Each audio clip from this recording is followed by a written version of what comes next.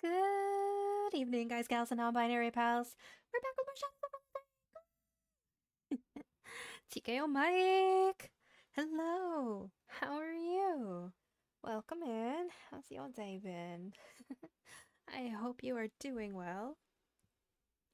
I am so glad to not be at work and that today was only a short shift. Today was a seasonal launch day at the cafe, and those are always a little insane. And I wasn't even supposed to go in. It was supposed to be my day off. But one of my coworkers had something really serious come up. So my manager asked if I would pop in for a couple of hours to help out, and I said okay. So it was that. It was good. I'm glad. Did you get up to anything fun? Anything relaxing? Hopefully, good things. And if y'all haven't cast your vote on what game I will be playing after I finish Shadows over Loathing, what you waiting for? The poll is currently live in my Discord server, the link to which I am having Jeeves post in chat for us ever so kindly. There he goes. And if you are catching the VOD on YouTube, the invite link can be found on my channel page, since YouTube is still being a little bit cranky about me posting links in my video descriptions for some reason. Possibly because I'm a little bit too sweary for their liking. Anyways, the games that are up for your consideration are Stray, A Hat in Time, Spirit Tea, Untitled Goose Game, and Stardew Valley, all of which will be my first time actually playing through them fully. Stardew, I have like an hour of gameplay in with somebody else, but I haven't really seen anything, so I still consider it mostly a blind playthrough anyways. I'm excited to see what you guys vote for. The poll will be open until I finish Shadows over Loathing, at which point, with whichever game has the most amount of votes, votes. I can speak. Whichever game has the most amount of votes, Democracy Wins will be the winner and what I play next. So if you want your voice heard, pop over into my Discord and place your votes. Just played some Dragon's Dogma 2. Are you still enjoying it? You were saying the other day that you had gotten it and you're playing it. I hope you're enjoying it.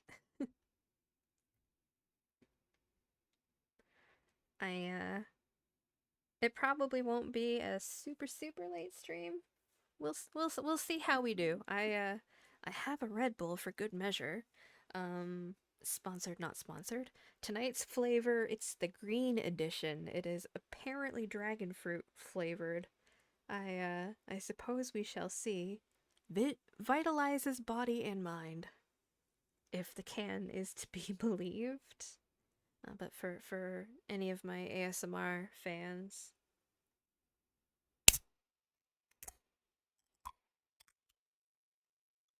did that do the tingle thing? I don't know. You're enjoying it? I'm so glad. It's always wonderful when you get a game and you're like really into it and really enjoying it. I'm so happy. I'm so happy for you. All right, let's see if this tastes like dragon fruit at all.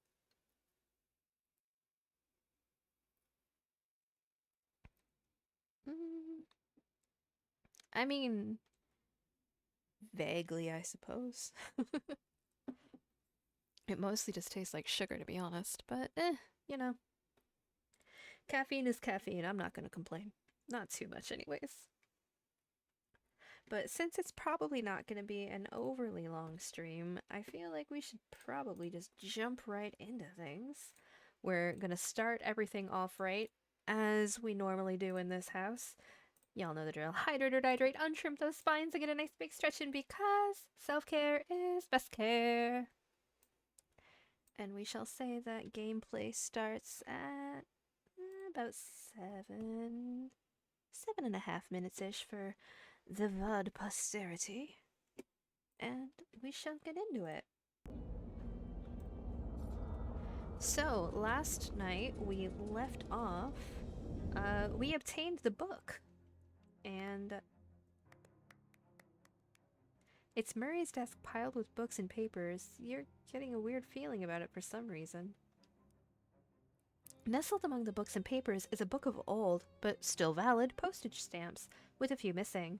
They're surrounded with a haze of weird, shadowy energy, but you can still clearly see the illustrations of cute dogs on them. Wait a minute. Cute dogs? That's just like the stamp that survived your luggage fire. Oh, dang, of course. That stamp is what destroyed your luggage. All your best stuff was in there. Your clothes, your teddy bear. That tears it. This shadow business has become personal. I mean, it was personal already because of Murray being your uncle and all, but now it's extra personal. Grr. What's up? These stamps have shadow gunk on them, and one of them killed my luggage. Oh my gosh. I guess that was my fault. I ran out of stamps and found those inside Murray's desk. I didn't even think to test them. I'm so sorry. It's not your fault. It's whatever's causing this damn shadow stuff. I'm definitely going to put a stop to it, though. Wait, how many of these stamps have you used? Just the one, thankfully. The rest must have already been gone when Murray found them. Well, that's good news at least. But yeah. Oh my god, that's right. I named my dog Nina Tucker. Oh, that's horrible. I shouldn't find that as funny as I do. But we got the cursed book. We need to uncurse it. You sit in the chair, which is surprisingly comfortable, and pull the weird metal dome thing down over your head. What would you like to uncurse today? The Librum Umbra Malum Ovilla. Ita Vero. You offer the grim Latin tome to the machine. Your head tingles as the machine thrums and vibrates. Inhuman vowels. Ululate? In your ear? Dark words form at the tip of your tongue. A cacophony of language reverberates and resounds, and pow! Suddenly dissipates. The curse is severed from the book. All that nasty Latin has been wiped away, revealing the uncorrupted beauty beneath. You got 101 delicious mutton recipes. The book's curse now lives in the machine. I don't think you can project your conscience into it. Think again, buddy.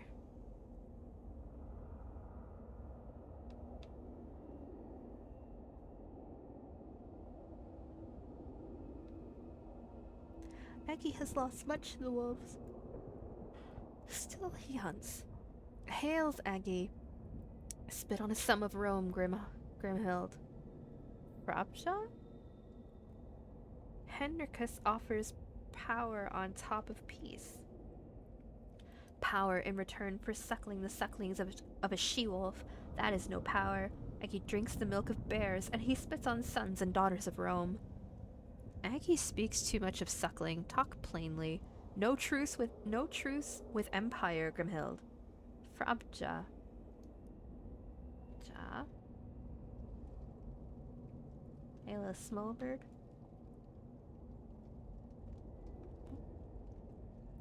There is still some wisdom left in old Friedna for those who ask the right questions. Hyla, Grimhild. Hails. Not often is Latin spoken on our soil without bloodshed. It augurs well for our future. Henricus offers such much power. Yeah, the tribes who ally with Empire.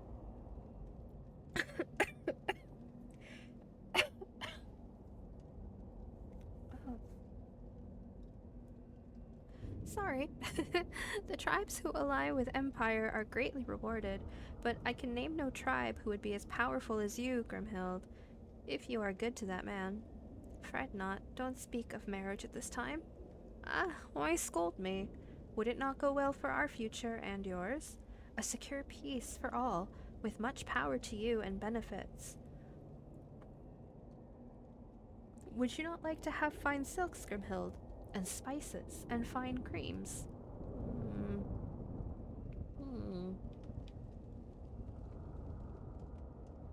Henricus has much confidence to come here alone.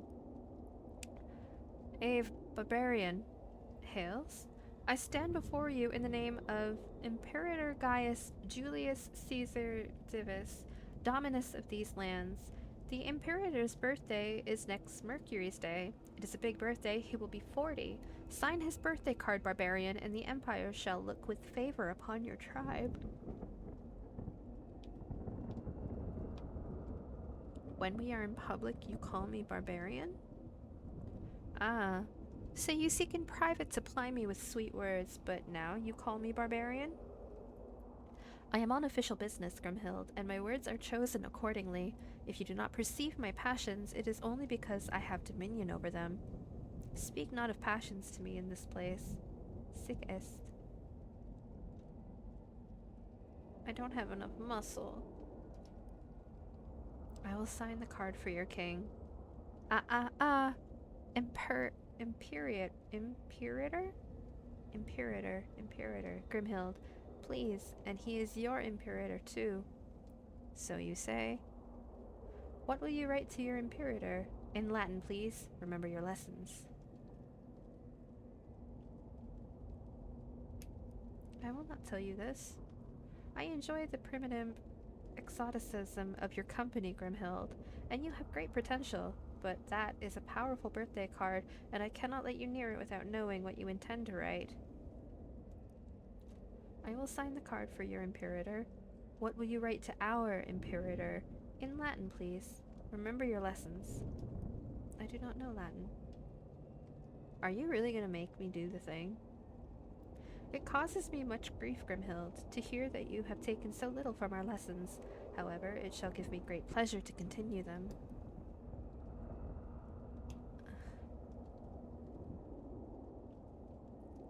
Mustache! How are you? Welcome in. Good time zone to you as well. How's your day been?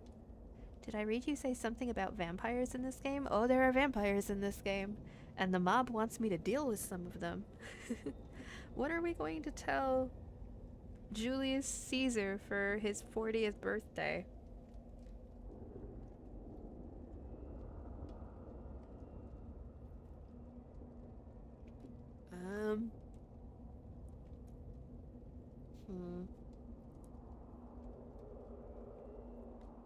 Dude, I missed a lot when I passed out. All good. There still seems to be quite a bit left, so...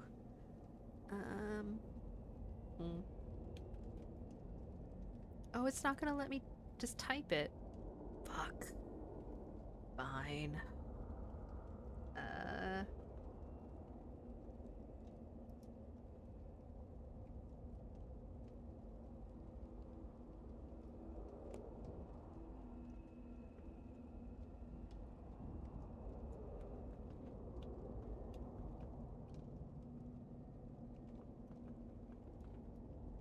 Oh.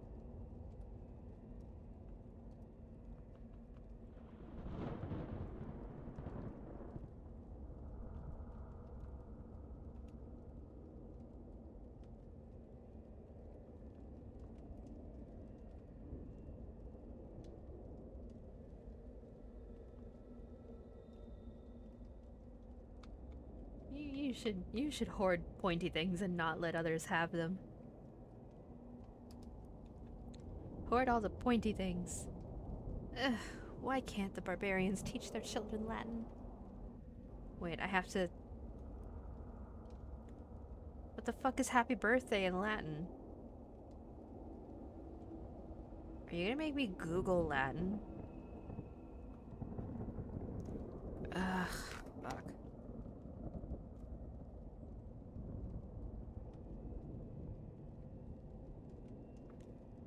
I will Google translate this in Latin if I have to.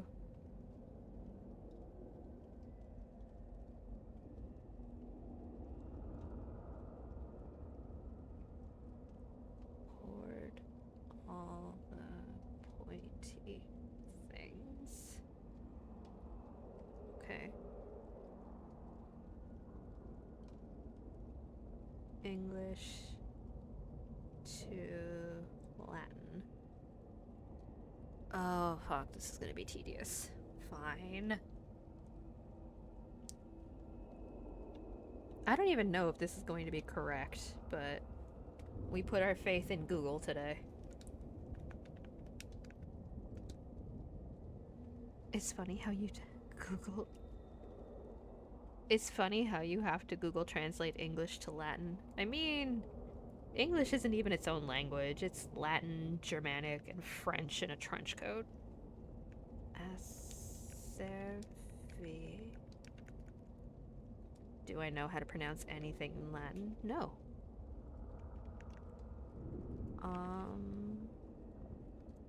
Ne. Bus. Ner. Rebus.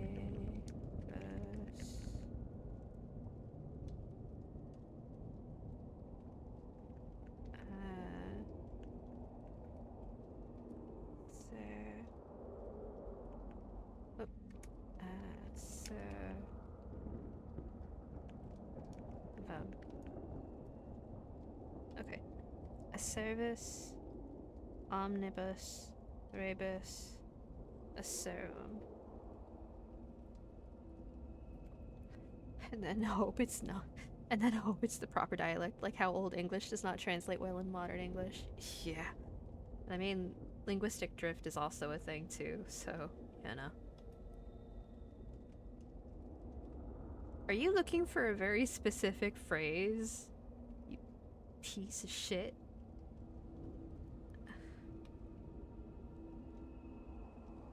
I translated it. Do you know Latin? If only I did, I would die happily in the bibliotecas of Rome. In the walls of those magnificent libraries of empire is all of the knowledge of man. That is not possible, all knowledge. But it is. The reach of empire is wider even than our wildest imagination, Grimhild. If you sign that card and walk by his side, I think you will finally see this. You probably don't know Latin. No, I have one tongue already, Grimhild. Only vipers need two. Aww. Who is this passenger from the dreaming world? Oh.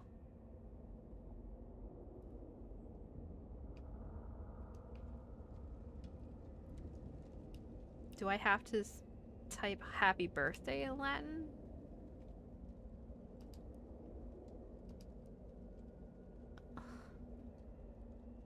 But I want to warn him to keep the pointy things for himself. Happy birthday. Beatus Natalis?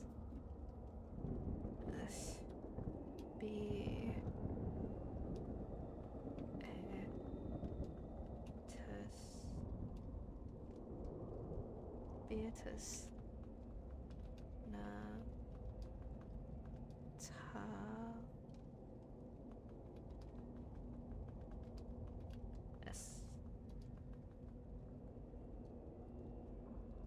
Beatus Natalis. Prude. Pernicus.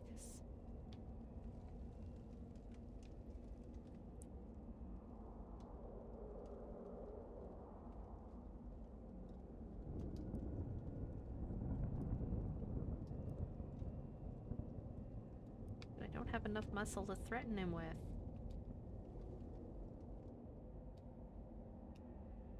This is why Rome fell. Agreed. Why am I walking on my hands?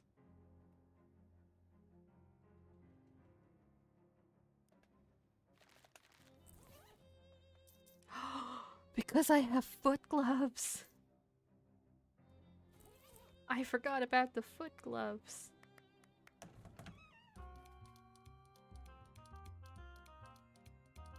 Oh, right. This was a secret passage to the Shatoon. It's fancy Dan. What's shaking, Dan? I am, baby. I am. Here's your cut of the profits, baby. I found this case of absinthe. This will attract some dour, artsy types. I love it. I found this tomato juice. That'll be great for the morning crowd. Amazing. Prithee! Oh my god, welcome in! Looky who is live! How are you doing? How's your day been?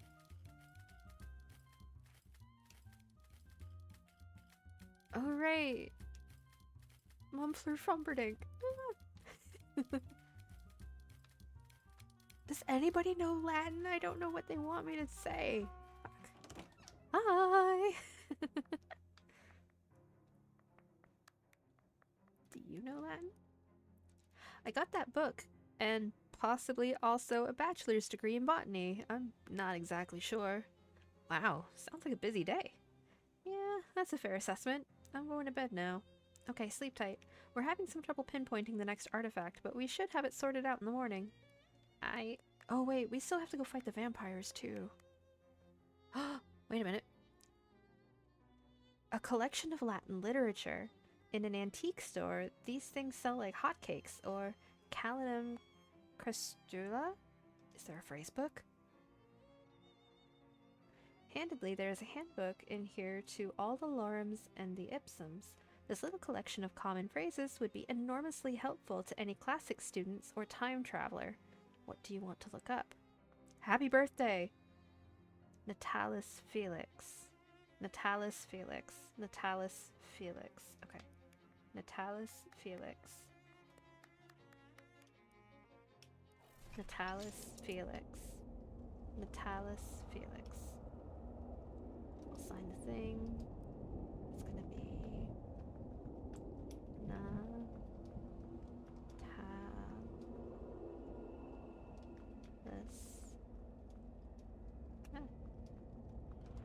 Felix.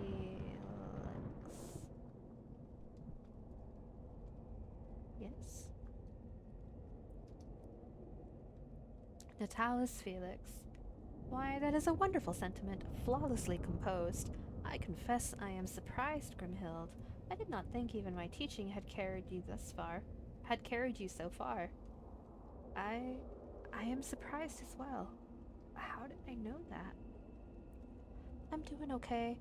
I was gonna do my thing this morning, but a neighbor decided to get on my bad side, which in turn put me in a bad mood, and then no thing. I'm sorry that your neighbor did something dumb.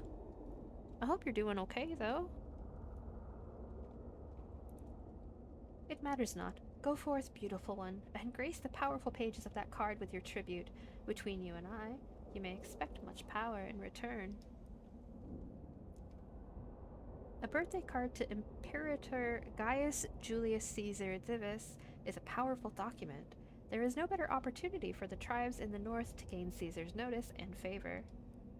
Carefully consider your message. Oh no. I was in and out of games all day. Did you have fun at least? I hope so. And are you ready for this? I am so ready. You don't know how ready I am, Prissy. You make your mark in tidy script. A sentiment equaled in elegance only by your penmanship, Grinhild. I was right. We will make a proper lady of you yet. And so now what? Now? Why nothing, Grimhild. Simply sit back and luxuriate in the power that comes with being a friend of Rome. When will that start? It has started already. Don't you feel it?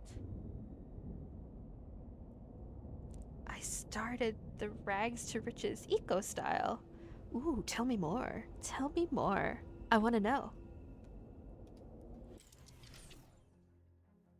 Your body is involuntarily flung from the seat of the machine and onto the floor. That'll leave a bruise. But at least Caesar's dominion over the tribal lands is assured. The curse remains unresolved.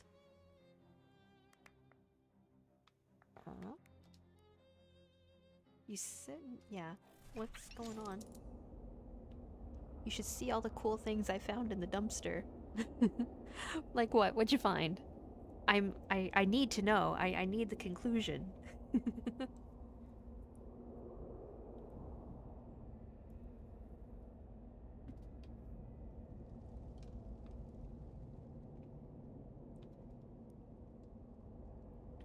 When we were children, we ran naked in the forest and drank from the necks of wolves.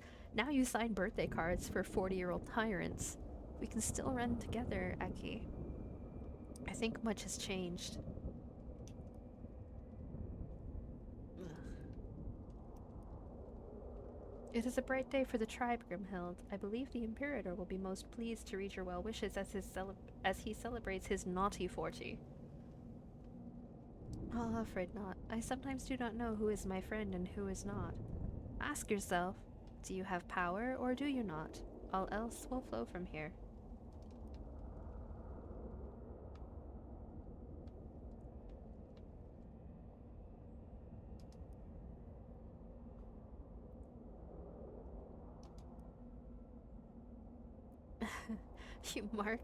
You make your mark in giant letters. No, no! What vexes you, Henricus? You fool! What have you done? What have you done? You fool! You fool! You could have had it all, but you have spoiled it! If Caesar sees that, his birthday will be ruined. Show him. Show your Caesar what I say.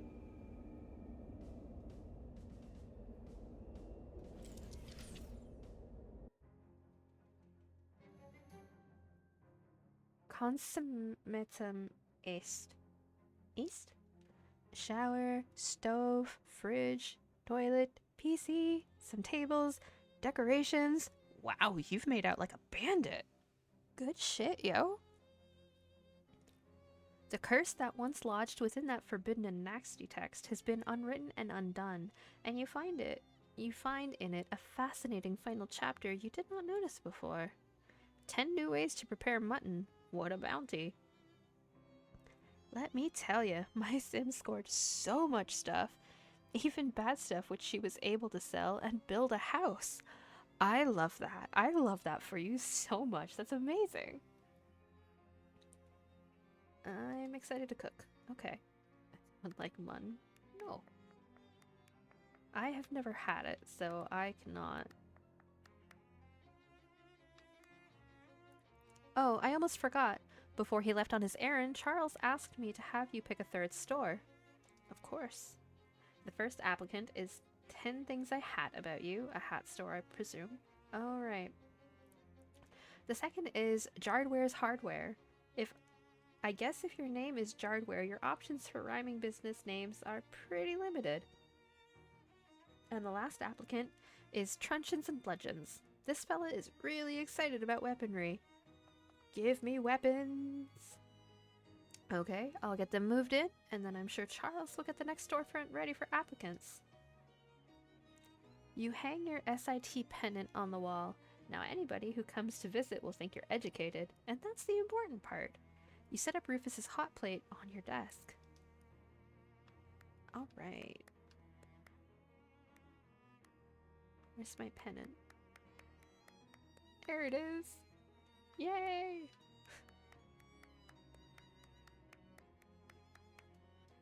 It's EP time. Alright, let's see what the dreamscape has for me tonight.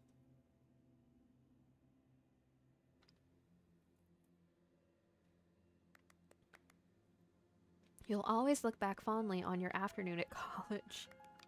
Yeah. 3 statues of you, each whispering. The whispering drifts in and out and mixes together, making it hard to understand. All I got, all I ever, all I'm doing. Brawn, study, bluffing.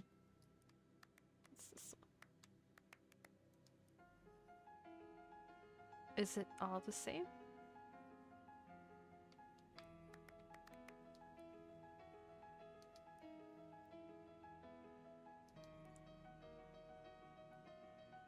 You quiet one of them, now you can hear the others. You got pep talk. What does pep talk do? Oh.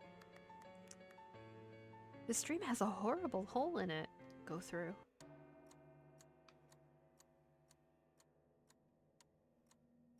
My research wasn't thorough enough. What did you do, you idiot? You. Something prevented me from entering the campus. Will the barrier hold without me? Perhaps through this there is an ending.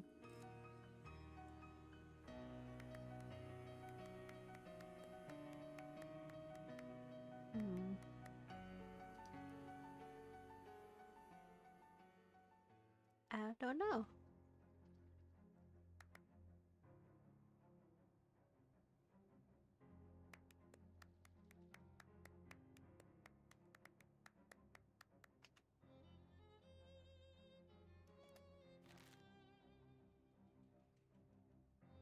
If only dreams worked like this in real life. I know, right? Okay. Ooh, pep talk gives me 1 mysticality and 1 moxie. Okay. I can rock with that. I have 85 experience points.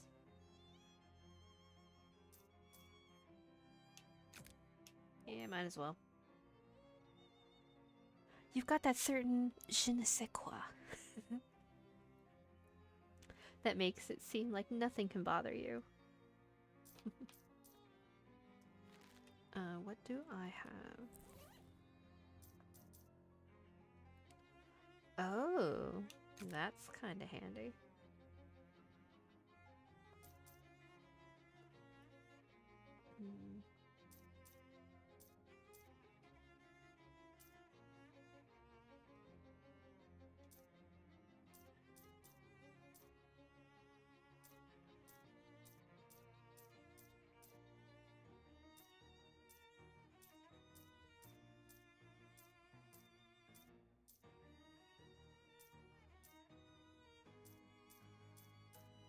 I had other gloves.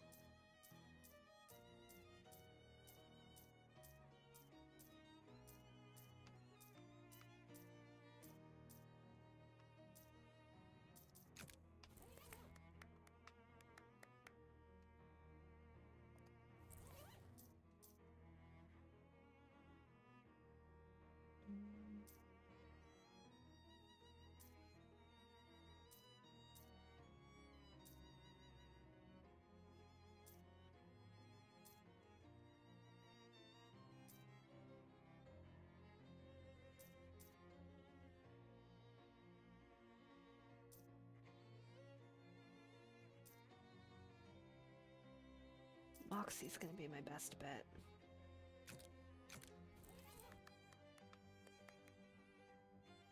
I swear I can type. Typing's hard. I understand. Typing is tricky. Accessories.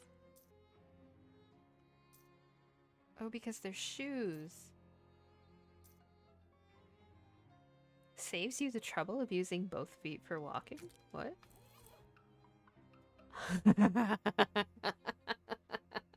It's like they've given every accessory for this stupid walking.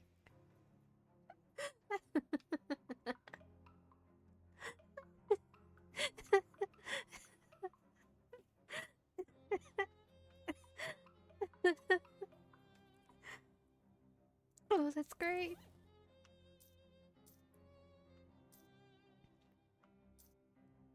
Where are my other shoes?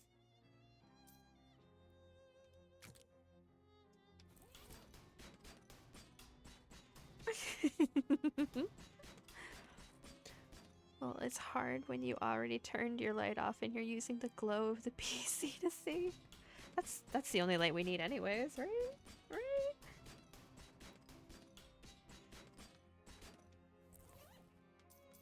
These are fantastic.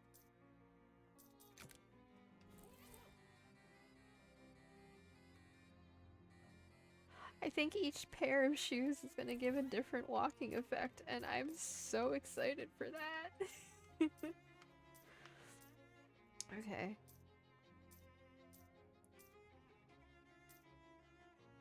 I think this is going to make me... This makes me happiest for now.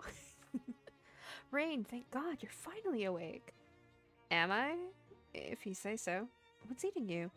I'm at my wit's end. Charles Wallace has gone missing. Really? Where did he go? He wouldn't be missing if I knew that. She closes her eyes and takes a deep breath. Okay, I'm panicking. Come on, Jessica. Don't panic. I do know where he went before he went missing. Oh no, I can wait. I can hold on. We'll sit here for a minute and hang out for a second. It's okay. Don't worry, Prissy.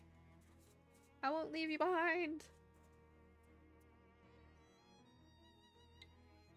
We'll just get some quality Red Bull in. So how's stuff and things, chat?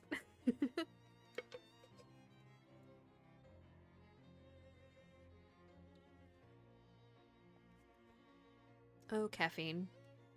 I could never live without you.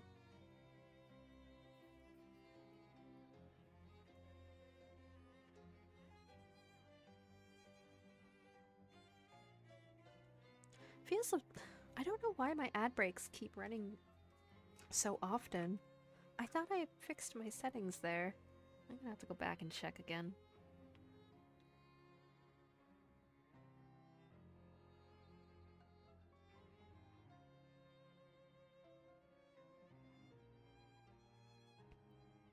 Alright. OBS is telling me that the ad break is done. Are we back? I'm so sorry about that, Prissy.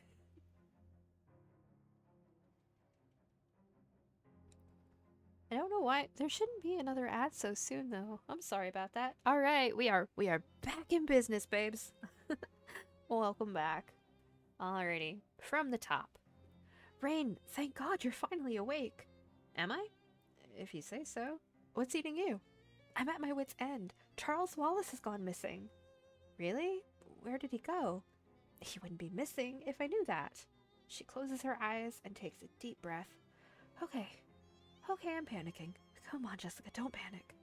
I do know where he went before he went missing. What happened? We were having trouble getting the detectotron to focus on the next artifact. All we could get was the Big Moist. The Big Moist?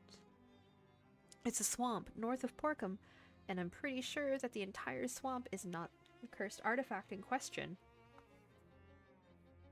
Charles went out there yesterday afternoon to see if a downed power line or something was causing the interference. Huh. And he hasn't come back yet? No, he hasn't. Maybe I should go looking for him. Are you trying to drive me crazy? Come on, get a wiggle on for crying out loud. Charles could have been eaten by Gatorman by now. You got a map of the Big Moist and the Big Moist bus stop. Excuse me, eaten by what now? Gatorman, you know. I don't. It seems like a good thing. The Big Moist is home to a tribe of nasty and belligerent half-people, half-alligators. They don't take kindly to intruders, such as, for example, Charles Wallace. Or me, presumably? Are you chickening out on me now, when a friend's life is possibly at stake? Is this map a slice of Swiss cheese? It's a sponge. Which deli have you been going to? A sponge is definitely not a map. You're going to a swamp. It's soft, damp, and it has holes in it. What do you want from me? Alright.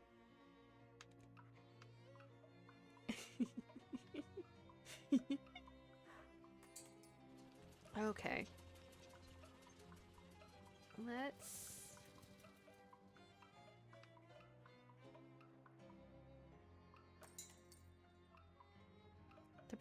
The proprietor nods politely at you.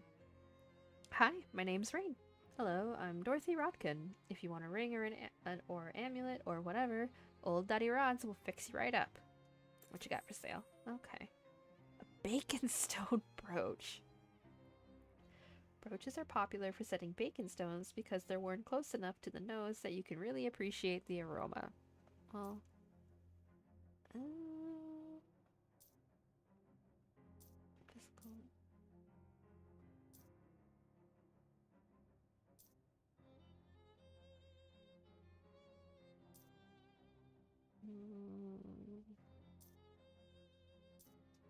I will consider. What you got for me? I love your hat, dude. Hi, I'm Raine. Well, hello there, my friend. Jens Jorgensen. Glad to meet ya. He grabs your hand in a big, meaty handshake. So you sell weapons here? Oh yeah. If you're needing any kind of device that takes advantage of leverage and momentum to apply a large amount of force to a small impact point, you've come to the right place. You betcha. Cool. What you got?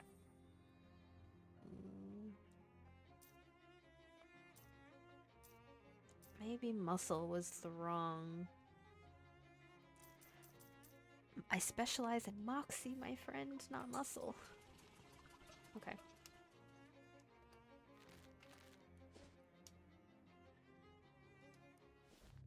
Chapter 4.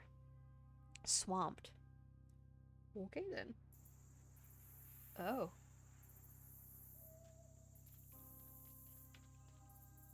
You wouldn't trust this rickety old shelter to protect you from a single raindrop. There's a notice from the Federal Bureau of Prohibition. Wanted. Information pertaining to the whereabouts of Jarvis and Clem Schiltz for the crime of moonshinery, last seen in the vicinity of a rickety old cabin. That's probably worth investigating.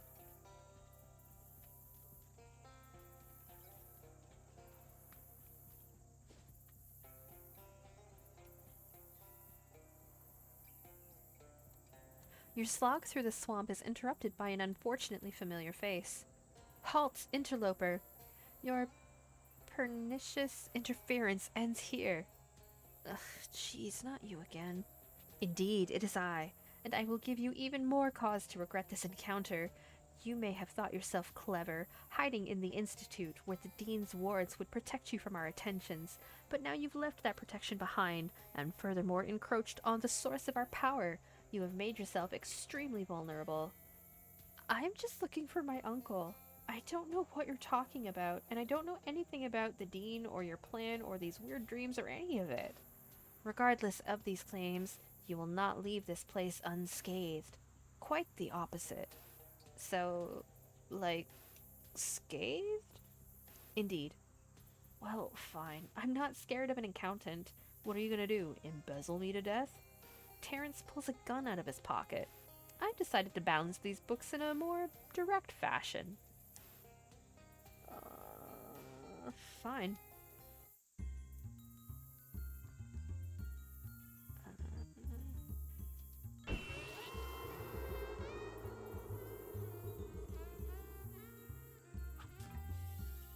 Oh, this ain't gonna go well.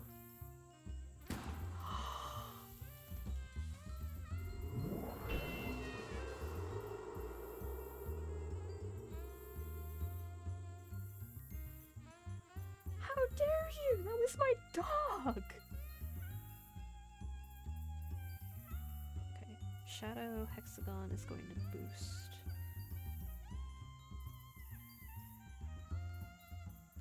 Ooh. You are probably...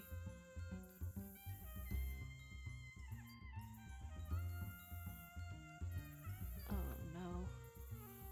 You're all gonna fuck me up.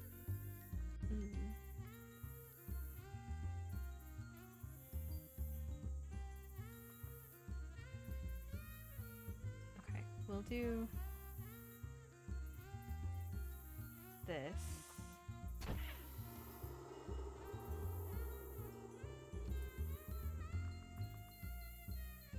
That's gonna do 8. So that should take you.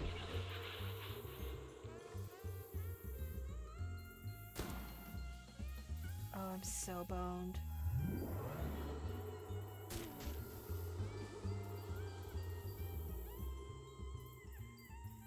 I wonder if this is scripted to be unwinnable.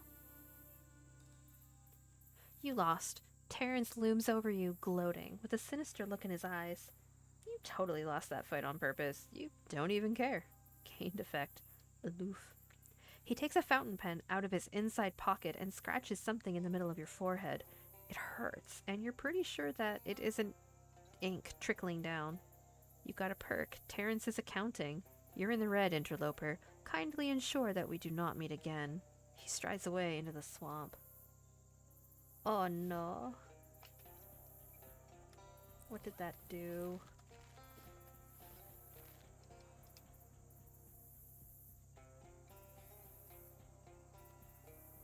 -1 to all of my stats. Except Moxie evens out. Okay.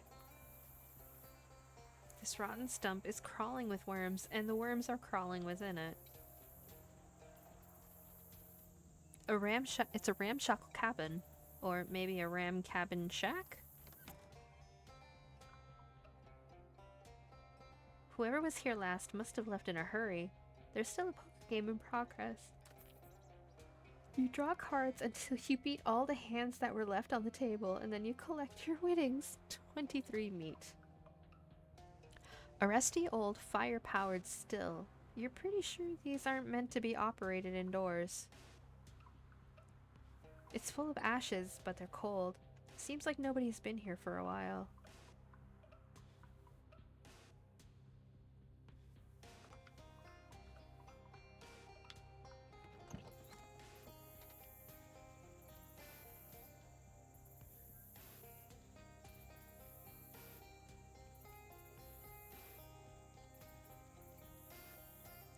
There's a chaotic mess of animal tracks leading in all directions. You identify several sets of tracks leading away from the cabin. Follow the humans' footprints. They lead to, let's call it an improvised latrine a few yards away from the cabin. You decline to investigate further. We'll follow the cat. You follow the cat tracks, but after a few minutes they lead up a tree you're not willing to climb. I guess if I'm being honest, it's really a try you're not capable of climbing. I was just trying to preserve your dignity. Okay. There are several sets of tracks. You follow the duck tracks, which lead you through a lengthy sequence of locations that are of zero interest to non-ducks. You follow the horse tracks to some water, but you don't drink it. I mean, why would you? It's nasty swamp water. You follow the cow prints to a big hole in the ground, next to which lie a pair of shoes with fake cow hooves nailed into the soles. Huh. You start following the badger tracks, but after a few minutes you realize that this course of action might culminate in you encountering an actual badger, so you change your mind. Terrifying animals. Just absolutely the worst. What do the cow shoes do? Oh, nothing particularly interesting.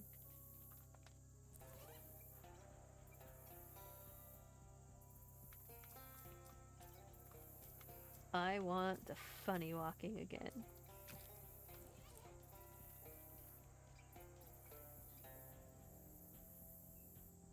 Well, there are no other tracks for me to follow.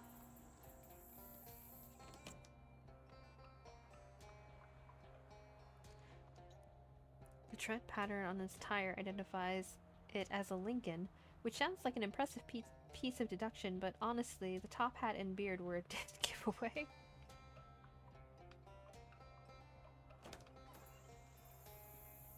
BRB, gonna get some ice for my drink. Sounds good!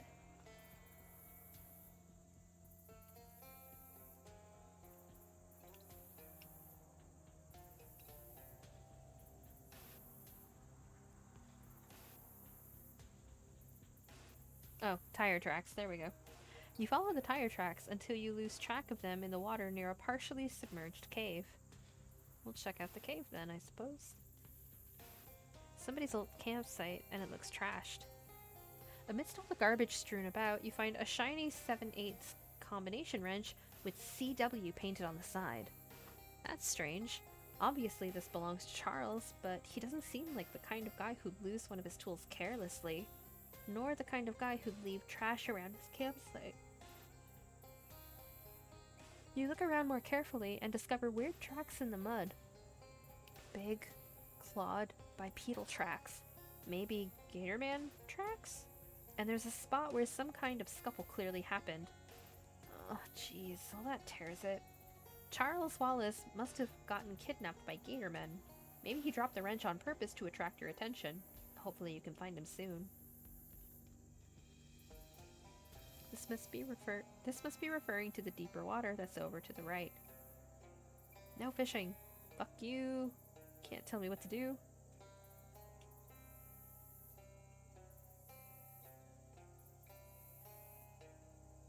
swamp mushroom. Interesting. Thank you for the hydrate, TKO Mike. Y'all know the drill. Hydrate or dihydrate. A barf trout? Ugh.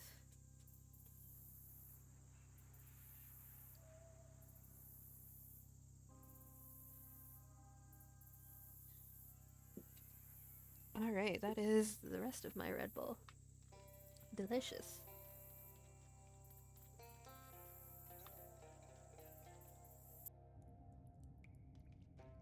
Ooh. Shadow beer!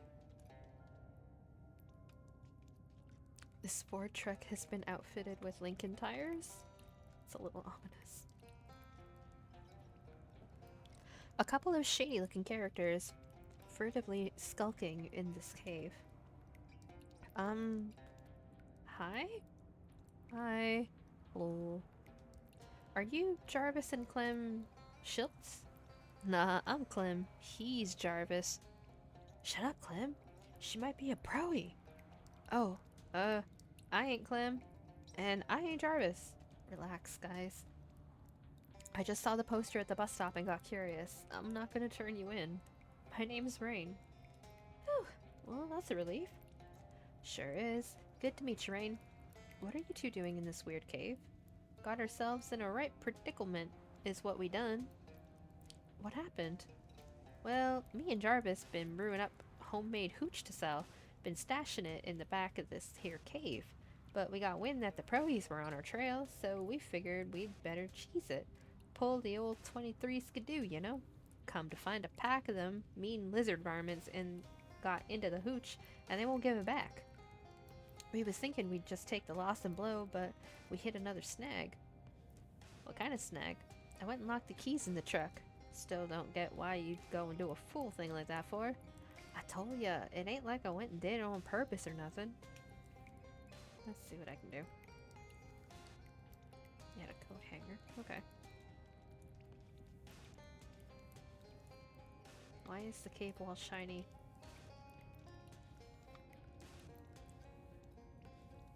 These gatormen have gotten into the Schiltz brothers' stash of hooch. They're popping the bottle caps off with their teeth, guzzling down the contents, and just generally having too much of a good time to take notice of you. They growl at you menacingly, plainly too sozzled to just jump up and attack you. On the other hand, if you get too near their booze, that could change in an instant. Oh my god, bamboozle! Wow, you guys are really into that baby formula. You must be missing some vitamins or something. Booze good! Wait, baby? Yeah, we feed that stuff to human babies so they grow up big and strong, like me. You hold up your arm and pat a barely visible bicep. Drink, booze, make strong? Humans weak. Hey now, I lived on that stuff when I was a kid, and I'm in peak physical shape. Want to see me do a push-up? I'm feeling pretty good. I bet I could do 2 or 3. The gatormen are so disgusted by this, they drop the bottles and stomp away without even pausing to beat you up. Nice. It's Jarvis and Clem's hooch. What's left of it. Cool. You grab a case since you're heading back anyway, and Jarvis and Clem can haul the rest themselves. 2 or 3. Hey, that's probably more push-ups than I could do. Jarvis nods kindly at you, but Clem is clearly fretting about the truck. Well, I dealt with the gators. You can get your hooch, at least what's left of it. You hand over the case you picked up. Well, that's great news. Thanks, miss. We'll get to loading the truck in a jiffy. Okay, why is this shiny? Tell me why. I don't understand.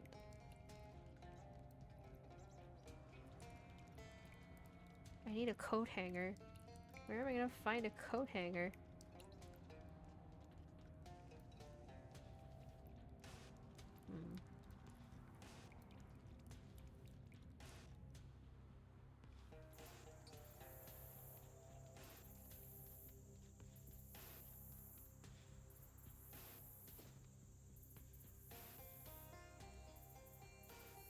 Nina Tucker starts sniffing the air excitedly and trots out ahead of you, then turns to see if you're following. You find something, boy? Arf, arf! You follow him for a bit. Soon you notice that the peeping and parping of frogs, although present pretty much everywhere in the swamp, is particularly loud here. Soon you push through a thicket and discover a huge number of frogs hanging out around a small stone monument of some sort. Let's check it out.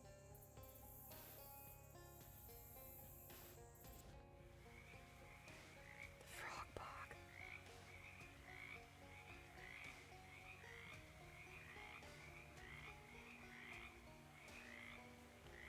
The frogs are talking? You clear your throat. There was a frog in it. Maybe don't use that joke when talking to the frogs, though. Hello, frogs. You address the frogs again.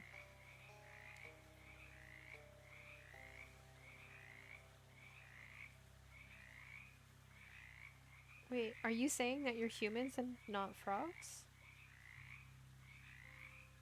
Yes. You think about what it would be like to be trapped in a frog's body. After a few seconds, you stop thinking about it because you don't like thinking about things that fill you with harrowing existential angst. How did this happen? Curse. You struggle to make sense of the cacophony. It's kind of hard to understand you with everybody talking all at once. Could you all stop talking except for one frog?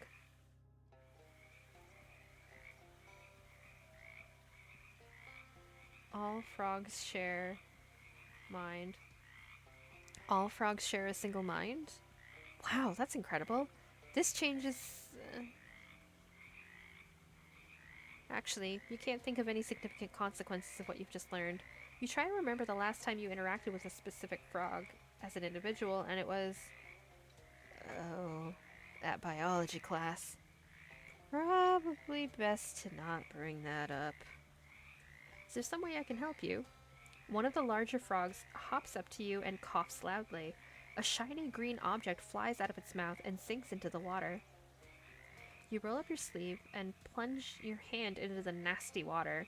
Your fingers find a hard object, which turns out to be... Wow, shiny. You got a gleaming emerald. You turn back to the frog. What should I do with this?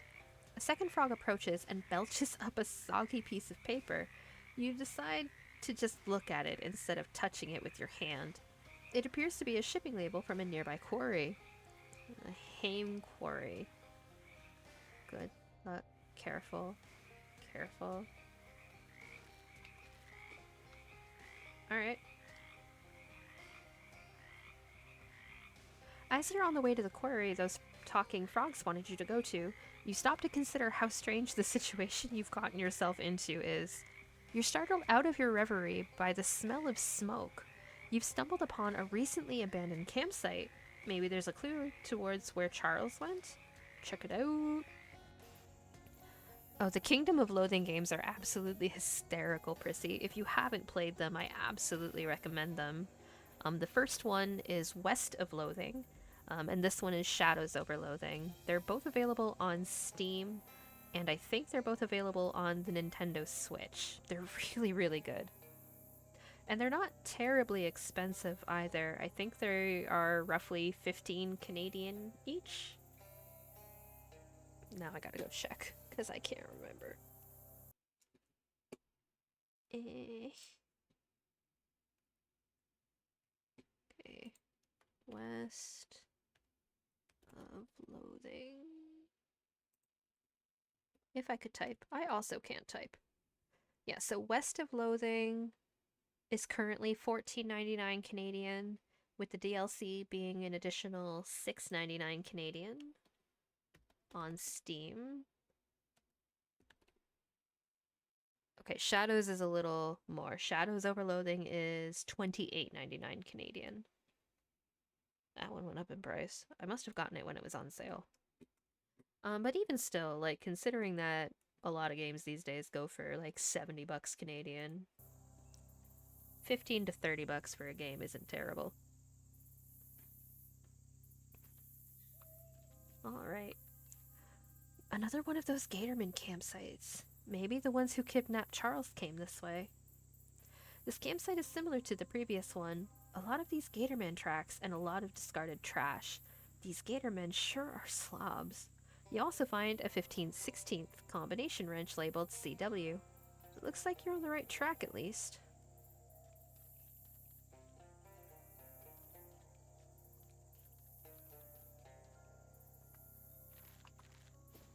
Alright. Aim query. You see a plume of smoke coming from behind a nearby clump of trees and brush, and as you draw nearer, the sounds of ragged cackling and giggling can be heard. Ooh, could it be a coven of real swamp witches? Sadly no, but what you do find is possibly even weirder. A gang of scraggly-looking swamp hillbilly vampires tending to a ratty old still. Panda! Hello, welcome in. How are you? How's your day been? Oh, hi. You fellas cooking up a batch of corn? Nope. Rats. Oh. Of course, now that you're here, a whole nother recipe comes to mind. Fuck 'em up. Maybe?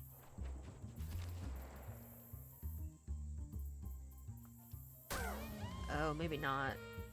I think I'm gonna get my ass handed to me here.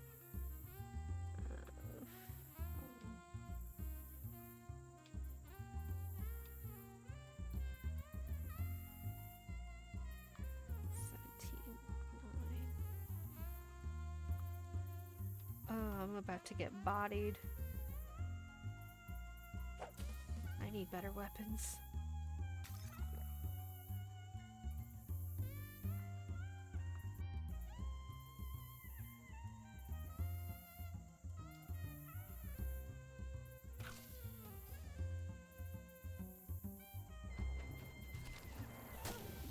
Oh god.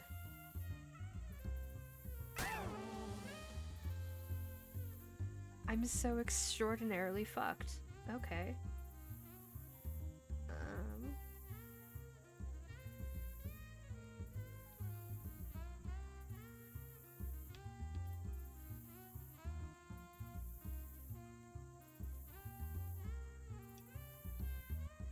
I'm doing good. I've been trying to get everything ready for the con I'm going to next week.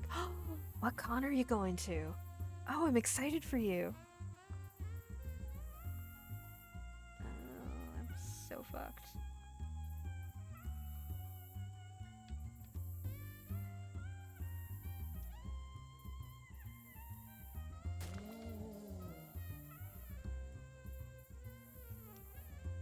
It's called SAC Anime. I'm excited for you. That's gonna be fantastic. You're gonna have so much fun. Okay, you're not gonna be able to hit me.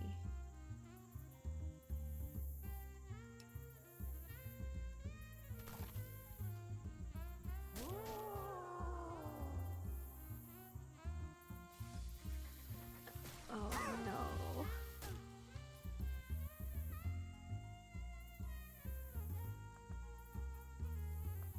I have poison. I'm poisoned. Yeah, I get to finally meet one of my all-time favorite voice actors. Who are you meeting? Though you may have to tell me some of the characters that they voice, because I'm not so good with actual names of voice actors.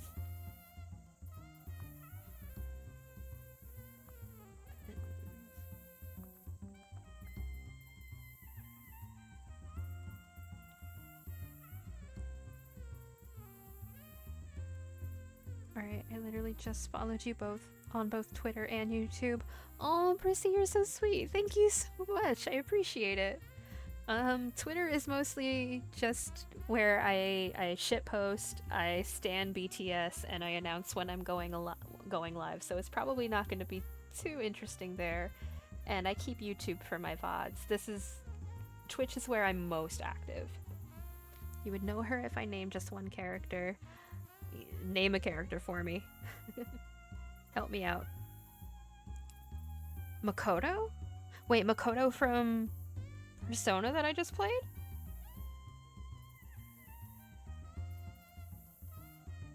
I need to Cure my poison. Can I not cure my poison? Am I that fucked? Oh, I am that fucked. Okay.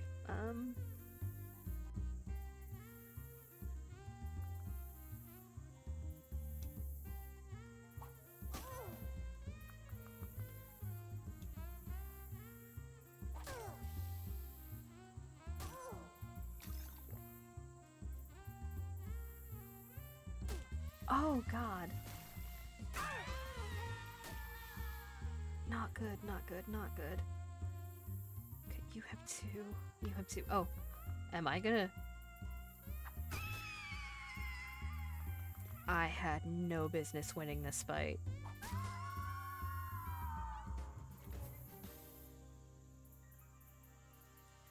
You won! If anyone's gonna be raising your blood alcohol level, it'll be you, and in the normal way. Whew.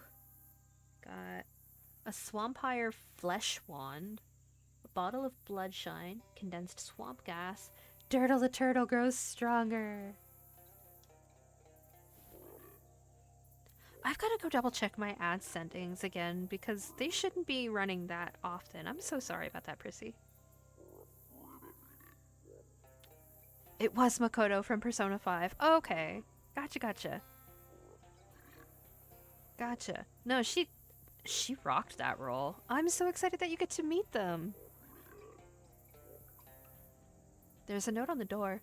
Drive efficiently. Excess gas will be deducted from your paycheck. From management. This guy seems a bit, hi there, Ribbit. This might seem like a strange question, but do you know anything about a curse? Ribbit. Your attitude says no, but your everything else says yes.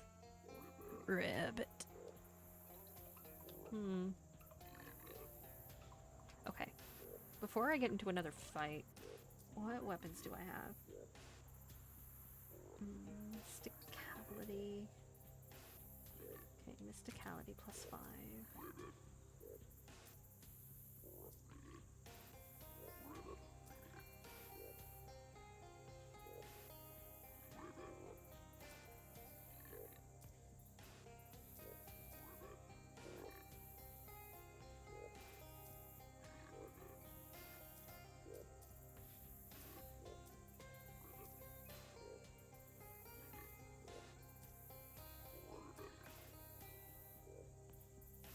Okay, that's probably going to be my best bet for now.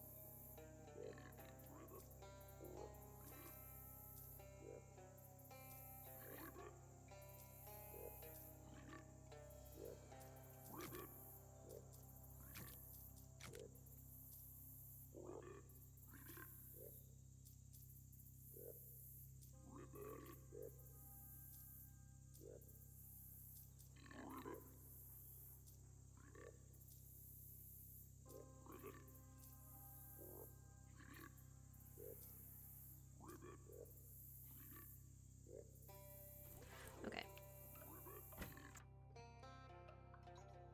It's the foreman's desk, presumably. You find a key labeled Mess and a gun labeled Bess in 2 different drawers. Got the Ham Quarry mess hall key, and you got Bess. There's some papers and stuff, but none of it seems significant to you. Yeah, there we go. This was both the foreman's gun and his wife.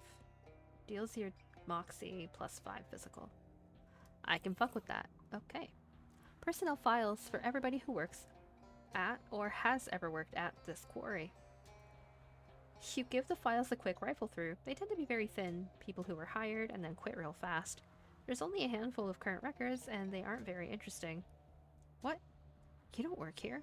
I still don't really believe you worked at that gas station or that restaurant. Ugh, fine. You flip through the folders and... Holy crap, there you are! Raine, Twitch TV.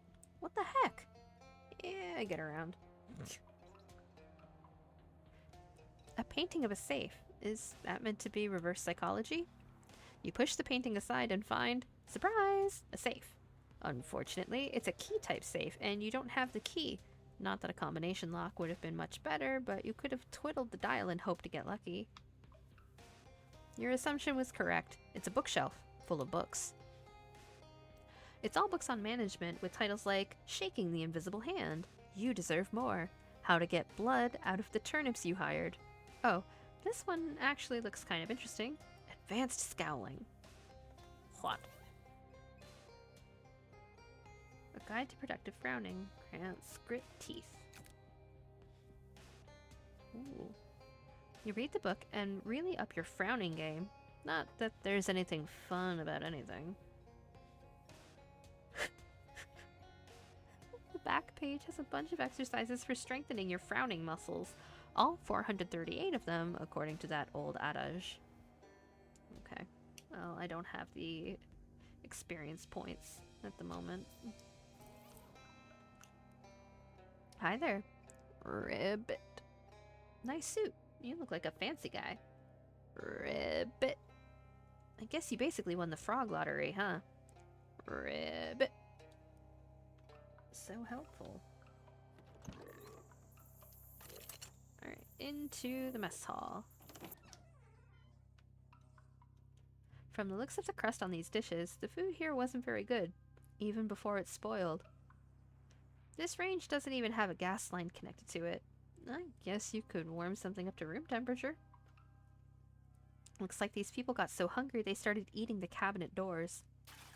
Nothing in here but junk mail, a match, and self-adhesive rivets.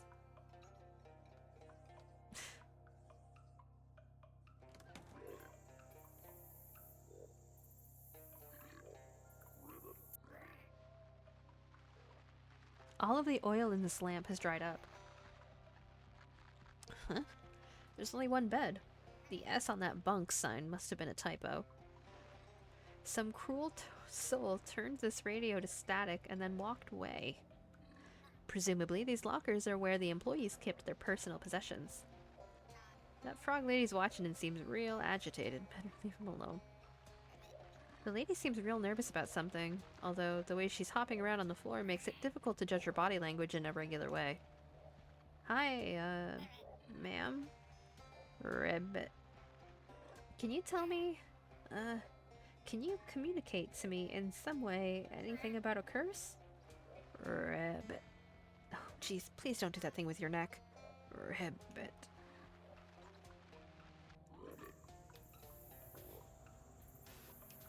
Hi. Ribbit. If I asked you if you were a frog trapped in a man's body, would you have any way to answer that question that I would be able to understand? Ribbit. I guess I don't know what I was expecting. Ribbit. Right, this is probably that fucked up cave. It's a crude but large statue of a frog. It looks pretty old. It has a single glowing emerald eye. Hey, don't touch that! Ah! A talking... man. That's right, I'm a human man, and not a frog at all. I have reason to believe that you're actually a frog in a man's body somehow. Well, it's my body now, and I'm keeping it. I don't need any dry-skinned leg walkers coming in here and... Holy hop! You've got the missing eye! This big emerald? Yeah, I was just noticing that it looks an awful lot like the other one. Okay, I absolutely need you to step away from that statue. Right hopping now. You don't want me to fix it? It looks pretty important. It's very important. It's an ancient idol of the frog god, and when the humans blasphemed against it by removing that eye, this particular human right here, I might add, they were cursed with the great croaking one's righteous fury. Oh, so that's why all the people here and the frogs in that bog nearby... Yeah, you guessed it. It's the old Freaky Friday routine. I don't know what that means. Forget about it. The point is, the humans did the crime, so now it's the frog's time to shine. And if I put the eye back... If you put the eye back, it undoes the curse, yeah. Oh, Hop, maybe I shouldn't have told you that. Those frogs, people really want their bodies back. Well, so hopping what? Hop them. Jeez, man. Look, take your inherent pro-human bias into account and consider the justice of the situation, okay? These people came rolling in here with their machines and stuff, tear up our land, spill oil and gasoline everywhere, then they find this ancient religious icon, and the first thing they do is try to loot it. These aren't good people, and they got what was coming to them. Well, what should I do? I'll tell you what to do. Take the other eye out of the statue. What? I don't want to be a frog. Nah, don't worry about it. It won't curse you. What'll it do to make the original... What it'll do is make the original curse permanent. No takebacks, no do-overs. That's justice, tadpole. Tell you what, I'll sweeten the deal. You can keep the emeralds. Heck, I'll make a necklace for you. You like necklaces? I'm still getting used to having a neck myself. Okay.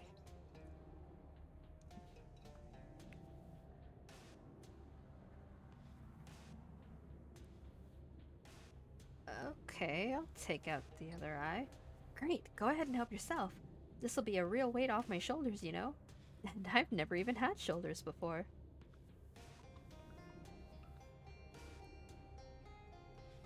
The statue's one remaining eye twinkles in the dim light. It almost looks like it's winking at you, which does not exactly help when it comes to making a decision here. Maybe be a little more explicit about your desires, huh, Frog God? Return the missing eye. In the interest of full disclosure, I should point out that this is a one-way decision. If you mess with the idol, you won't be able to change your mind afterwards, so don't mess this up. Return it. No, don't! You socket the missing emerald back into the statue. Both eyes flash with a brilliant green light, then dim again. No, no! Hop you, you bastard! You okay? My brain feels slimy. Gross. This guy seems pretty tired. Maybe it's from all the hopping around.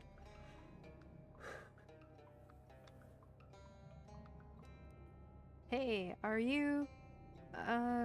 you? The original you? I'm the actual human guy, yeah. My name's Roger. Thanks for your help. I think I would have gone crazy if I'd been trapped as a frog for much longer. Although, I guess there isn't a lot of practical difference between a crazy frog and a sane one. No problem, Roger. I was happy to help. If that's still true, we've got another problem. Sup? Yeah, see, I don't know how much you saw of the situation at this quarry, but it's a really terrible place to work. It does seem kind of run down. It doesn't need to be, that's the thing. We turn a good profit, but the foreman refuses to spend any more than the absolute minimum on the facilities and wages. And meanwhile, he's eating caviar for lunch like he's John D. friggin' Rockefeller. Jeez. You should have seen his face when I showed him that idol. His tongue hit the floor like a cartoon wolf. He's getting yacht catalogs in the mail, while us that do the actual work gotta take turns sleeping in one bed. Why don't you quit? We tried to start a union, but he just called in the Pinkertons to rough us up. If we try to quit, it's the same deal. We can't even just walk out, because he watches us like a hawk. We decided to take our chances anyways, though. See that tunnel back there on the left? That comes out past the trees, and if we snuck out at night, he wouldn't spot us. We could be out of here and well on our way to town by morning. You're planning to cross the swamp at night? It's not much of a plan, but it's the only plan we've got. The only problem is, the tunnel's full of flies. It's some kind of nest. And you need someone to clear out the tunnel for you. That's about the size of it, and the size of the flies is real big. Well, I'll need you to kill any maggots in there too, so they don't come back. Oh, haven't got anything to pay you with, but we'd really appreciate the favor. Alright. Oh my god. This part of the wall is bleeding. These flies are large and aggressive. That's 2 understatements for the price of 1. That was absolutely rude.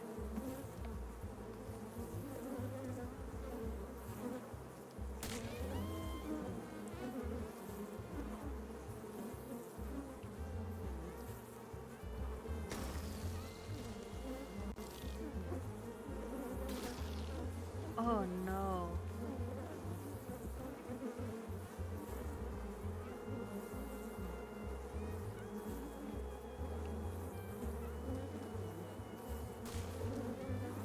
Turtle! Me?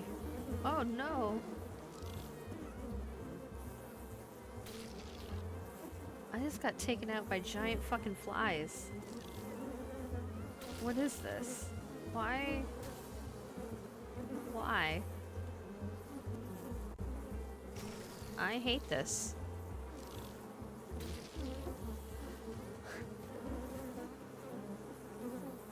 You lost. Fortunately, you managed to crawl away before they could lay their eggs in you. You realize that winning is better than losing, and you resolve to do better in the future. Okay. Nina needs to go to the Shatoon. I need to go to the Shatoon.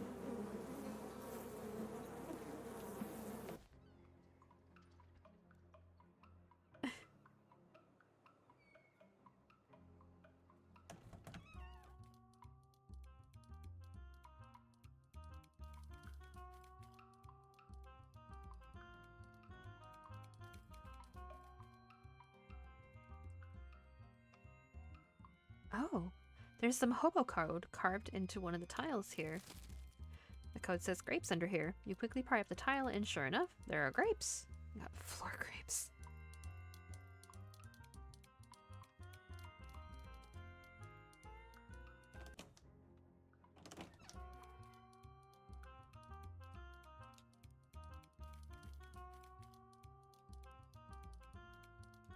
Alright, we're gonna try with her.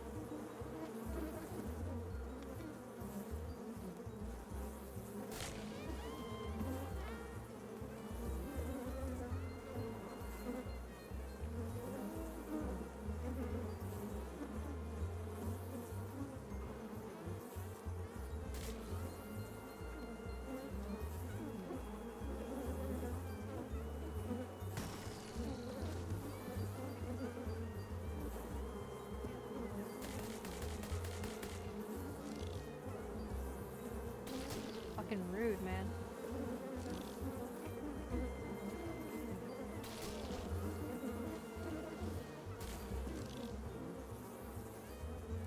Do you mind?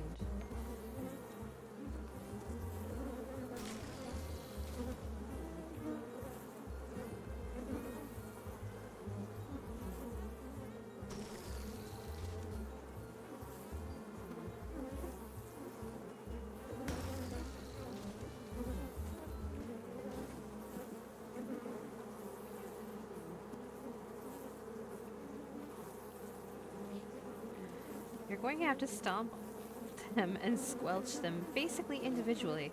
It's going to be super disgusting. Would you like to read a full description of that, or shall we just move on? Obviously, I want the description.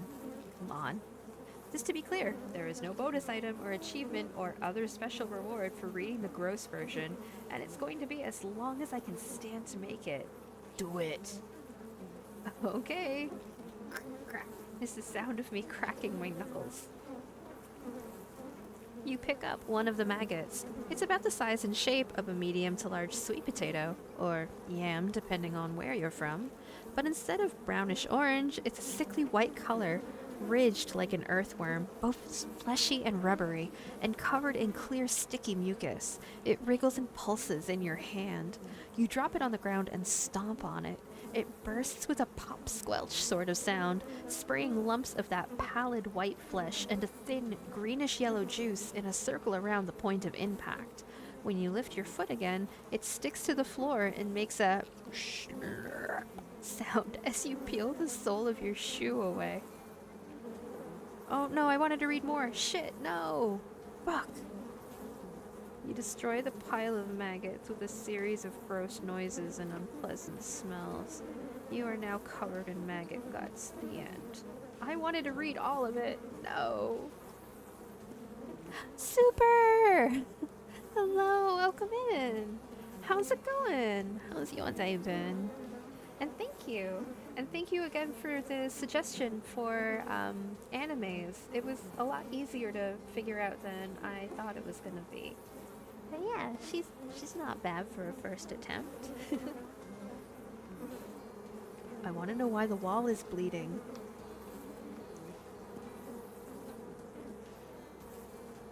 Going well, thanks. I'm so glad. She's pretty great. Aww, stop. She's not bad. I hope you were able to get all the rest after your birthday marathon stream. I hope you're feeling good. Okay, why do I have a giant maggot? Oh, it's a hat. Looks like you missed one. It seems like it really enjoys riding around on your head, though, so you haven't got the heart to kill it. I did get rest, thanks. How was your soul tonight? I am doing the best that I can. Today was my day off, but I ended up going into work for a couple of hours to help them out. It was like a seasonal launch day at work, and it was real busy, so... Okay, that should clear everything out, so we should let other dude bro know that there should be good to escape. Hi, how's it? Oh my god, don't come any closer. What are you covered in? Oh, this? Maggot guts. Well, thank you for clearing out the tunnel. Please leave this enclosed space and get some fresh air. Don't worry, I'll be fine. I was saying it more for my benefit. Oh, jeez, you're too kind on your day off. I mean, they would have been, like, they would have managed, but it would have been really stressful. One of my other colleagues had a serious situation pop up, and they would have been really short, so I don't mind helping out when I can.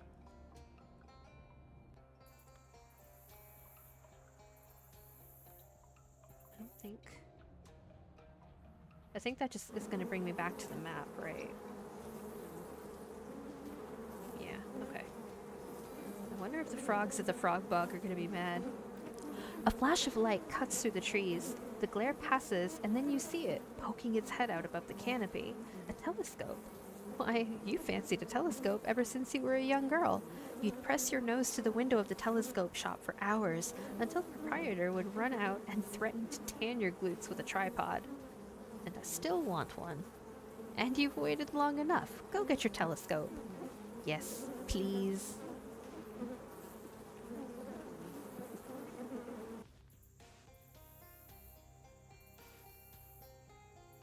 A bald cypress so tough and tall, it's no surprise some fellow has chosen to make a tree home of it. Hello? Hey, miss. Why don't you keep walking, huh? This here is Will Hunter's treehouse, and the rules is, tain't no grown-ups allowed. Who are you? Will Hunter, I said. What's up there? Oh, it ain't anything. Swear it. You don't want to see anyways. What's your story? Tain't much to tell. I ain't all that interested, miss, I swear. Not to city folks like you nowadays.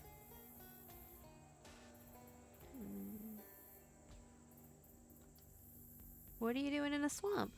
Nothing special. Same things every boy gets up to, I reckon.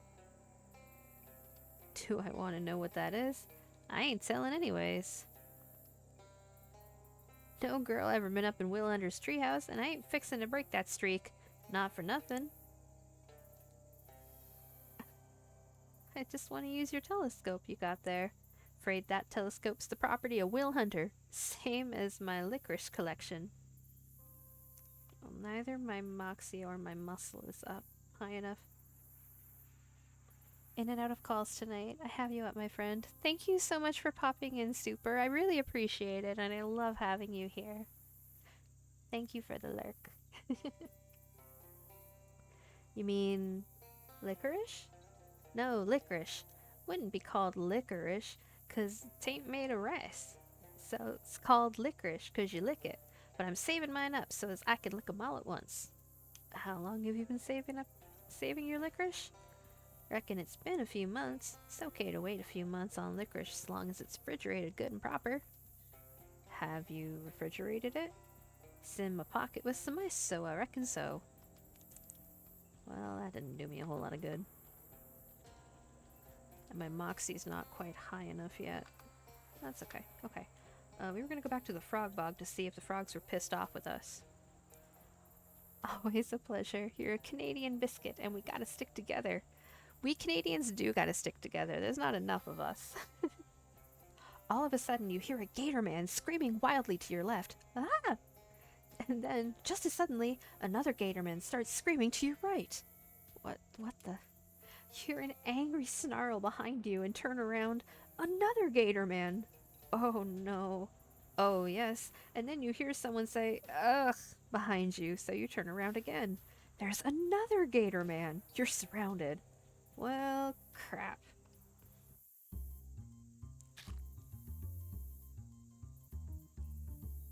Oh, okay.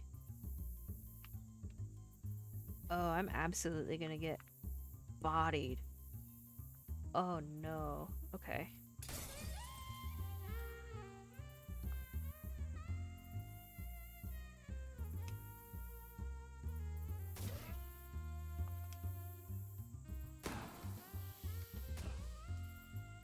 I'm sorry, Molly.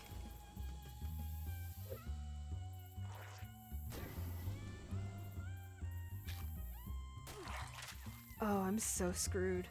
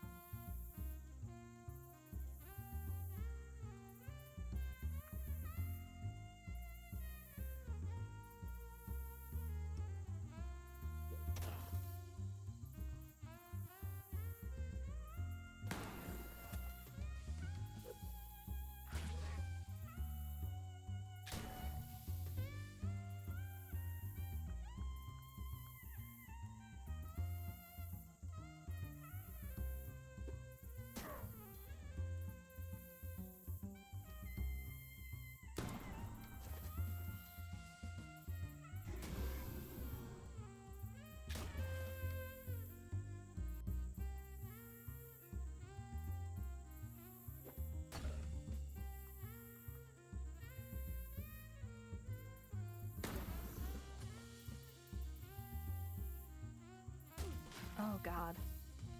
I think we're okay. Whew. You won. Jeez. Maybe that'll teach him not to sneak up on a girl like that. You got Gator Man skin pants, Gator cheese, and Dirtle the turtle grows stronger. Dirtle the turtle. Talking frogs were not on your list of expectations for today. Okay, I fixed it, I think. All you frogs are just frogs now, right? Right?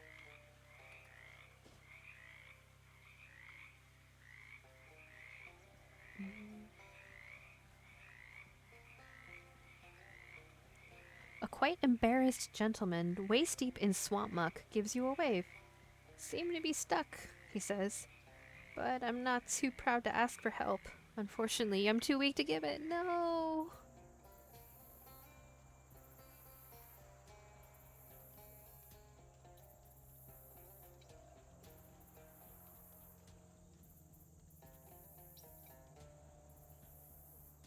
Oh, God.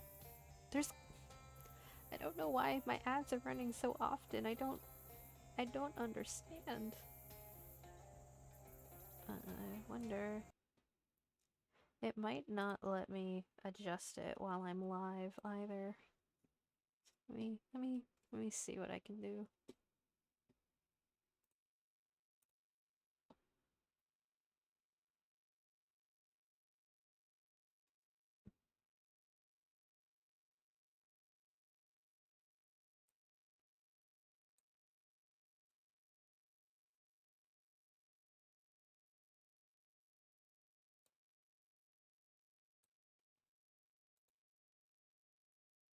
Hmm.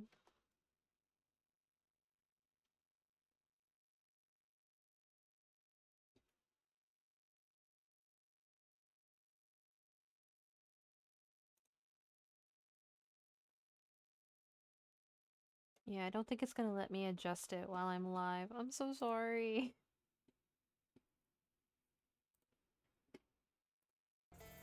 Welcome back.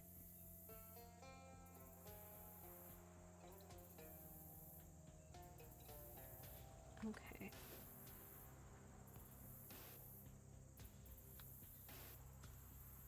Wait, do I have any?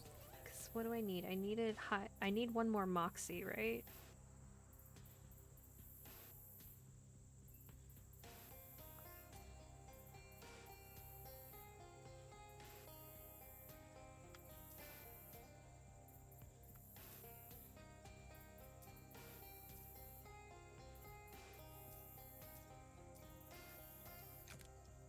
We'll just have them on while we try Will's treehouse again. Now here's a sad sight. Old house, abandoned long ago to the swamp, half sunk in the wet muck that passes in these parts for roads. Might have been a nice family lived in that house one time. Now you've got it. Shame is all. Jeepers creepers! There's a bandit shot dead on the floor, right in the foyer. Must have come here looking for treasure. From the look of it, he wasn't the only one. Ugh, the stink of death hangs heavy in this place, all right. Explore. Holy gosh! Sitting room is littered with bodies. 3 more bandits and the entire defensive line of the Ocean City football team. Obvious what happened. Bandits and football players got sold the same line on a buried treasure by some shifty rumor monger. Both groups came here searching for their fortune, ran into each other, and everyone got shot to pieces. Whatever that double dealer who sold him the tip is now, he'd better be smiling. Keep exploring. Oh, he's here in the kitchen. Also shot. By a bandit and a linebacker, looks like. But he got him too. Poor pathetic souls. Now the bedroom, the finish line, and here's who made it. Quarterback and the wide receiver. You'd figured they'd have been on the same side, but they shot each other in the back, simultaneously. And there's nothing in here but a single jewelry box on a nightstand. Ain't that funny? All that death for a couple of trinkets? Nothing rots like a person's greed. Yoink. You got a jewelry case. Nah, we just gonna keep on trucking. Hello, Will. Hello yourself. And see how's you like it. Please let me up. That's so? Well, what's in it for Will? Aiding my vital mission against the forces of evil? Mission, huh? That like a job? I ain't got no job, miss, and I ain't need one. I'm fixing to get by in life through general scampery.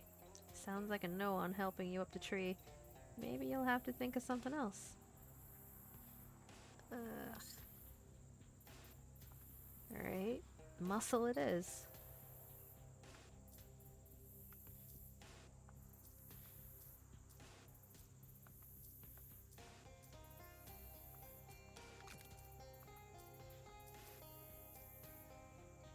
muscle.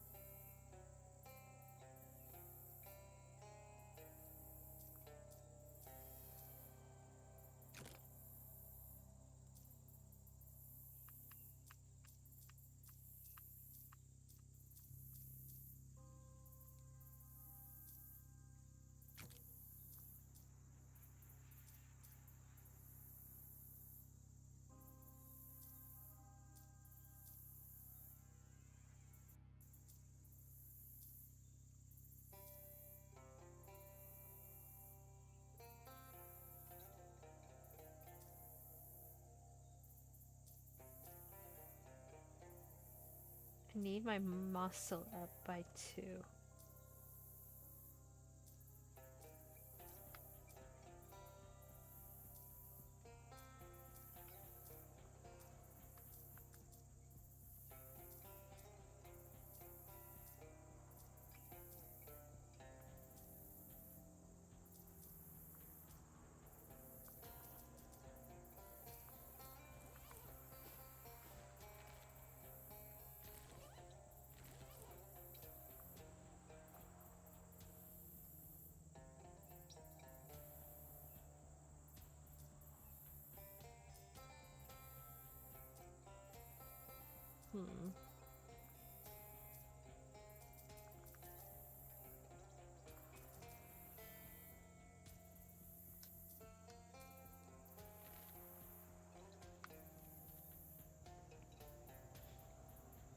Actually, this is gonna be a good spot for a quick break. We're gonna take just a quick little self-care break. Probably about 5 minutes or so. Why does this do this every time? 1 second. I fix.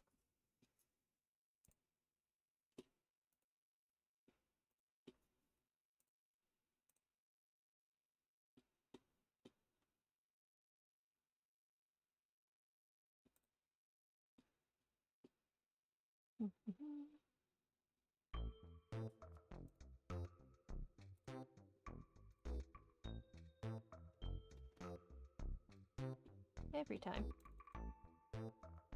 Oops.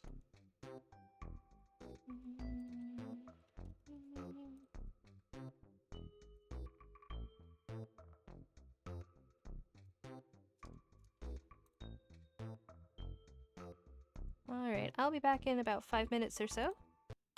Meanwhile, there's some fun with words.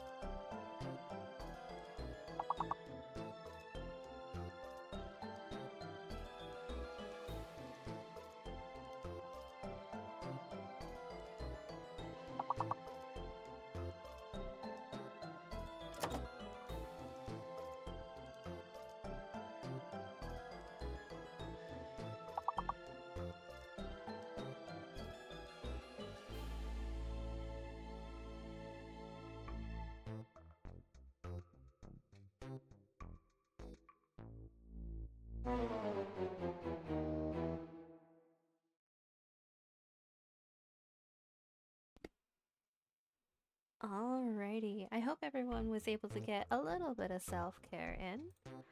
A little stretch, a little snack, maybe a drink. Refresh that water so we can all hydrate or dihydrate. Good job on the words though. Good stuff, Prissy. That's what I like to hear. I love anagram games. I was so excited when I first found this little thing for on streams. Another streamer introduced me to it, and I thought it was the coolest thing. There we go. That's the right one. Alright, let's see what else we can find.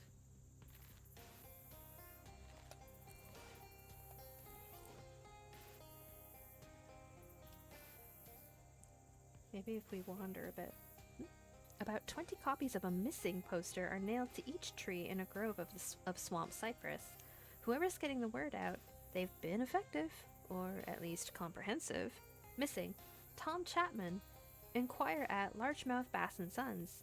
The face of a teenage boy is circled in an attached photograph. A portrait of the boy and his elder male relatives, each holding a largemouth bass, proportionate to his own height. There's a similar poster right beneath it. Missing. Kathy Tracy. Inquire at Largemouth Bass and Sons. What is going on at Largemouth Bass and Sons? Let's check it out.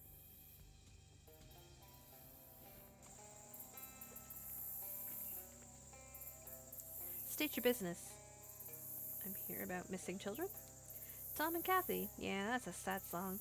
You'll need to talk to, I guess, either Mr. Chapman or Mr. Tracy about that, but I wouldn't let either of them know that you've been speaking to the other. The bosses, they don't talk anymore. Why not? Why don't the bosses speak to one another? Between you and me, and 3,600 largemouth bass, Misters Chapman and Tracy haven't been on speaking terms since Mr. Chapman was snubbed at the Aquademy Awards a few years back. They tolerate each other only because they both perform a function vital to the business, which is Mr. Tracy debones the fish and Mr. Chapman rebones them. Only then are the fish ready for sale at market. Are you saying you take out the fish's bones and then put them back in? It's tradition. For generations, a Chapman has deboned the bass, and a Tracy rebones them. That unique process is what gives our bass its distinctive tang. Well, what do you think happened to the kids? If you ask me, that's what I just did. Hell, they ran off. This life isn't for everyone, and Tom and Kathy, they never had the makings of a largemouth bass deboner or reboner. Reboner? That was a way to phrase it. So what goes on at this place? At Largemouth Bass and Sons, we fish largemouth bass, and most of us are sons. The guard eyes you suspiciously. This guard seems a little nervous. Are the shotguns keeping you out, or something else in? Let's check it out. The grizzled mariner must hate being stuck behind a desk. Greetings. As a mariner, do you hate being stuck behind a desk? Excuse me? I make 6 figures a year behind this desk, and mind your manners, you're addressing Adam Tracy, Chief Deboning Officer of Largemouth Bass and Sons. Are you here about Kathy? I saw some posters about missing children. That's right. 3 nights ago, Kathy disappeared along with all her clothes and possessions, the contents of that safe there, and the company truck. Oh, and the Chapman kid. Well, let's find your daughter. There's a catch, and I'm not talking about the largemouth bass, yeah. I'm running this operation, alright, not Chapman. I know he's got a missing boy too, but you just can't involve a reboner in things like this. They're far too emotional. If you're dealing with me, you keep him out of it. In return, 300 meat and my grandfather's fishing rod. Deal. Good. Now, Peter, our guard out by the front gate, was the last to see Occam's gator in the sickening flesh. Peter chased him off our property to a revolting little hamlet, but dared not enter himself. I'll mark it on your map. I'm convinced that's where you'll find Occam's, and inside Occam's, Kathy. Now bring her home, you hear me? Though the knife of the deboner doth still shape largemouth bass, and the world through our action, there are legion who do not believe, and wouldst tear down thy work. The Book of Garrett. Question, do you use the same name in your Steam client? We could be friends. I would love to be friends, and yes, I use the same username for just about everything. I've had it since high school, and it just... teenage me thought it sounded kind of pretty, and I've kept it all the way through. Emptied to magnify the misfortune of my stolen daughter. It's the mess through there. Oh, I don't mind. Heck yeah! I'll go look for you and send a request. I would love that. I would love to be friends. Oh, I don't mind. I don't mean it's messy. I'm saying that's the room where we have meals. It's that type of mess. I thought they only really used that term in the armed forces. You don't consider fishing to be part of the armed forces? What do you think we use to hold the rods? Arms? The public is welcome to visit the Tracy family's mess hall if they'll pardon the mess. The sign says, take a bottle of bass oil. Why, it's glued to the table. Bottles, crate, the whole thing. You now notice the reverse of the sign, which reads, if you can. Take the sign. You got the annoying sign. I'm not strong enough. The refrigerator hums with quiet menace. Or maybe it's the motor. Search it. The only item inside is a sardine salad sandwich in a cardboard box. The box is labeled "Adams, do not eat." I don't want to eat that. There's a bass thawing in the sink and in each of the drawers. Fishing cats are slow to trust. Steam friend request sent. I like friends. Let's see.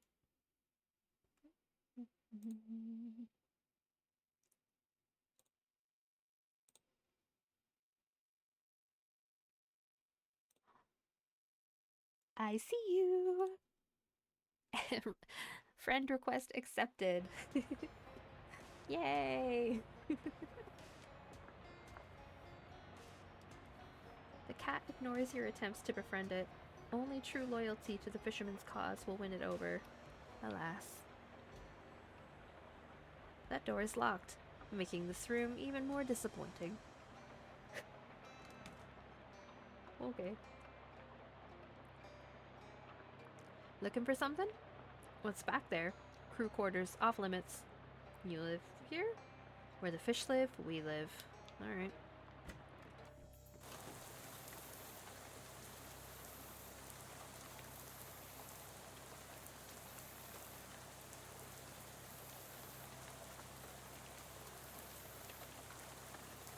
The sign identifies these waters as a site of historical importance. This pool is the birthplace of largest mouth Luke, a bass present at the signing of the Declaration of Dependence. On August 2, 1792, he returned to his home waters to die, but his body was never found. Huh. Something fishy is going on in there.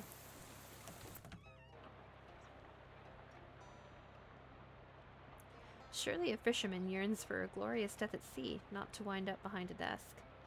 Hello there. I wonder, do you ever wish you'd had a glorious death at sea? Ho ho. Many a sea creature has tried to give me one, miss, but before they can get their teeth in me, I've reboned them 6 ways to Suntag. He spits a wad of chewing tobacco out the door. Adds, oh no! That's okay. I can wait.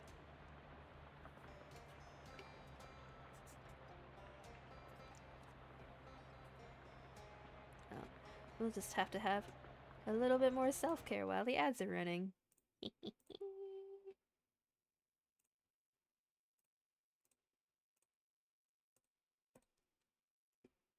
I'll always take a second to inflict self-care on y'all.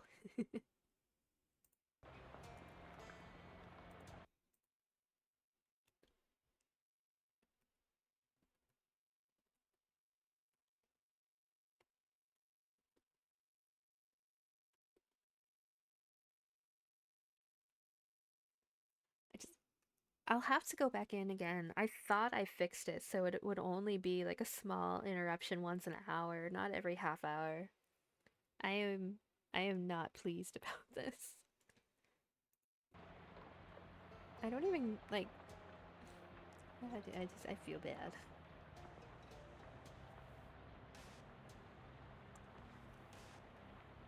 3, 2, 1. Ad break over. Community should be back.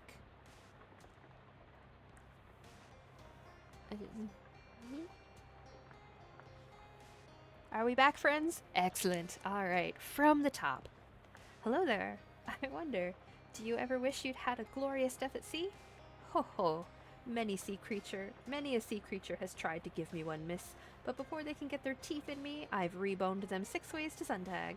He spits a wad of chewing tobacco at the door. Guy Chapman, Chief Reboning Officer, Largemouth Bass & Sons, and you must be Raine, the one I hear has thrown in her lot with that woeful deboner next door. Oh, surprised I know your name? Well, the largemouth bass have ears. Kanroji! Welcome in! How are you doing? How's your day been? The hell is that monstrosity on the bottom right of my screen? Be nice. Be nice. She's my first little VTube avatar. We're doing our best here. Be nice. I'd like to talk to you about your son. I'm not sure I want to discuss my son with a confederate of Kathy Tracy, that Jezebel of a deboner's daughter. She's a delinquent sorceress who never cared a Walt Whitman for what we do here with largemouth bass, and she led my Tom into the belly of Occam's gator. It stares into my soul. No, she doesn't. How is Kathy responsible? Well, the arrogance of youth.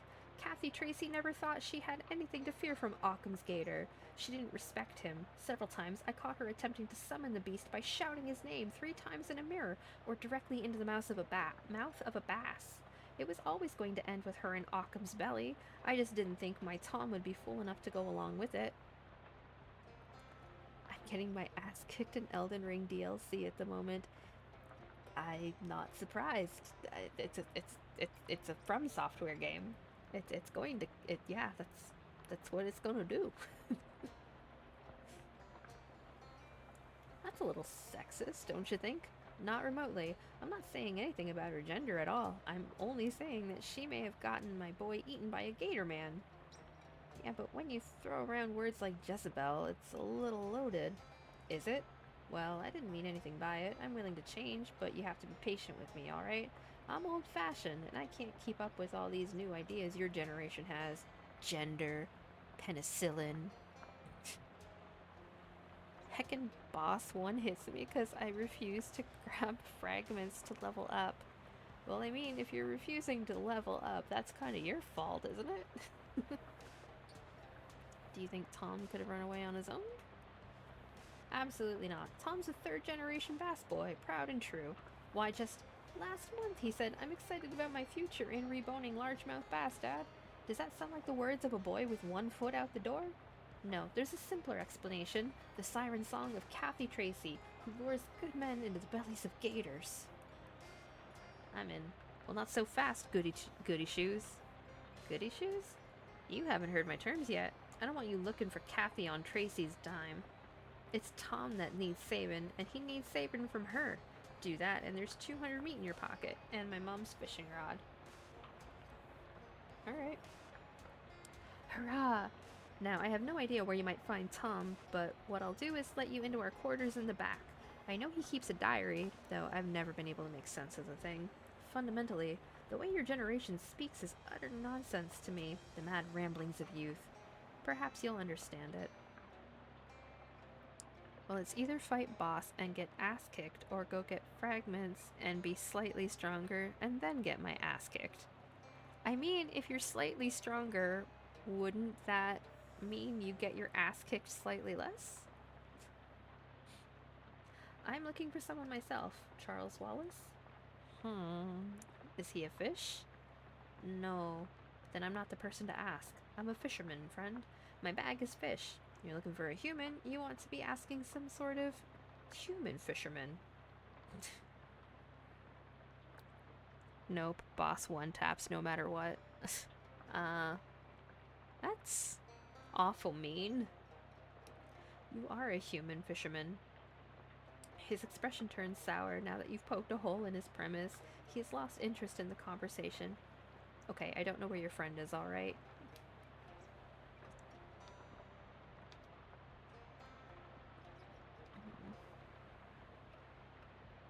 This must be the mess, right? It is, where we proudly serve reboned fish just the way we like it. I don't want to see you slipping any bones out of that fish, you hear? You won't see that.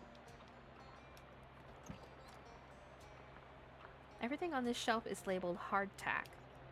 Take some tack. The non-perishable and long-lasting foodstuff sustains the fishermen on their voyage from this building to outside this building. Broken bones pile high in the sink, detritus from the experiments of an apprentice reboner. The sign claims that these are cups of homemade bone broth and that you should take one. Not one to question the instructions on a tiny sign, you grab a cup. Bone broth.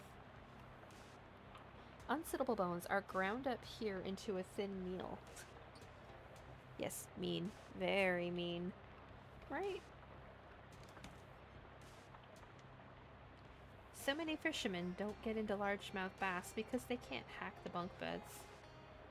It's possible that a largemouth bass fisherman could do their job while sleeping in a nice soft bed, but it's never been tried anywhere in the world. It seems that the leftmost locker belongs to Tom Chapman. It's locked. I don't have a crowbar. No. What lies beyond that door is only for fishermen. What is it? Fish. The chum bucket is inscribed, "A stranger is just a chum you haven't met yet." The chum bucket is inscribed, "Champagne for my real chums, real pain for my sham chums." The chum bucket is inscribed, "Chum pain for my real chums, real pain for my chum chums." That one's a little more esoteric. The bucket is secured to the floor. Those are decorative. And the chum inside is the very first batch of chum ever made by Largemouth Bass and Sons back in the summer of 1803. It reminds us of our humble beginnings. Wait. I should have asked if I could have it. No. Boo. Okay. No fishing. I hope you're not planning on sticking that rod in there. Largemouth Bass and Sons have the exclusive license to fish in these waters. Okay. Sorry. The viscous puddle reflects a gloomy face. Talk to the puddle. It can't understand you. What's the matter with you? She's left me. Who left you? Amphibious truck. Oh, so not a person? No, I'm more interested in amphibious trucks. So what happened to your truck? Our truck. It's the company truck. We use it to take the fish to market. A couple of nights ago, I forgot to fill her up before bed, and that must have really ticked her off because the next morning she was gone. No note. Nothing. What's this puddle here?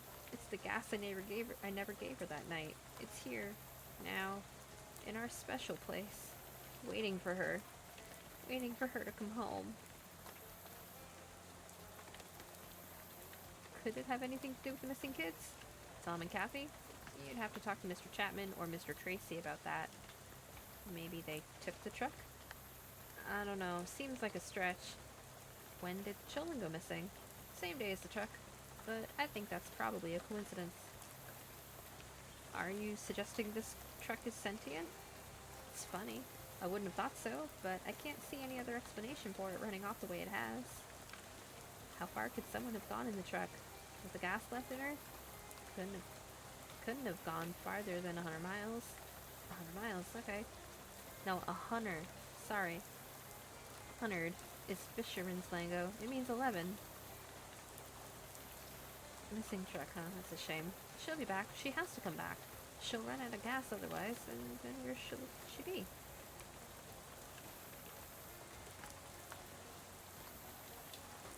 The guard seems happy to be here, but skeptical of you. I mean, I am also skeptical of me, so... He seems friendly aside from the gun. How are the fish today? Too large for the likes of me, thank you for asking. What can you tell me about largest-mouth Luke? I've seen him, you know. Yeah? He's not dead like they say. How long can largemouth bass live? Normally only 20 years or so, but largest-mouth Luke is a special fish. Maybe someday I'll see him again. The guard sighs, and you get the sense you shouldn't pry further.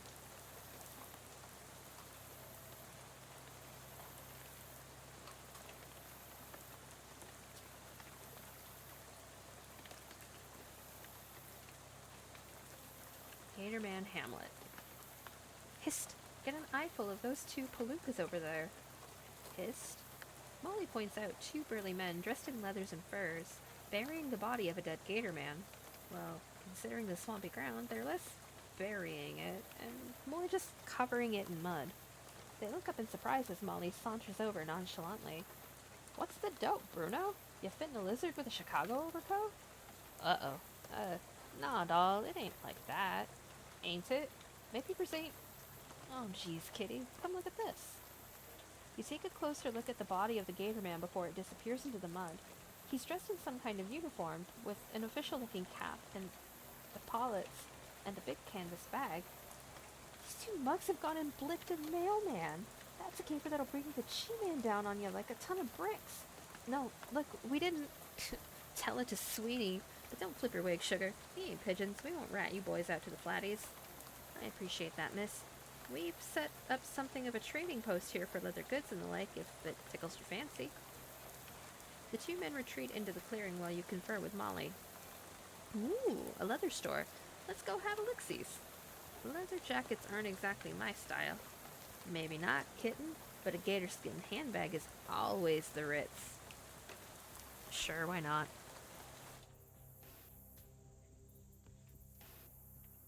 Nothing to see here. Careful of him, or he might tan your hide. Something to say about the dead gator? Swear I didn't know he was a mailman. Would never intentionally hunt a mailman. I never accused you of killing a mailman. Ah, hell. Me and my big mouth. He was in my way, you understand. Had no idea he was a mailman. Never would have touched a mailman if I'd known. And my brother, he had nothing to do with it, understand? I swear it. What's wrong with killing a mailman? Listen to yourself. Can't tell you ain't a hunter, alright? Most any species is fair game for hunting, but mailmen are protected by international treaty. Last hunter I know who hunted a mailman got pulled up by the International Criminal Court and mailed to Mars. Is he okay? Obviously he ain't okay. Don't joke with me. That's the nightmare scenario for a hunter. Getting mailed to Mars? Sends shivers down my spine, it does. Whip of teeth acquired. Tooth fairy set 50% done. Whip of teeth? Like a whip made out of teeth?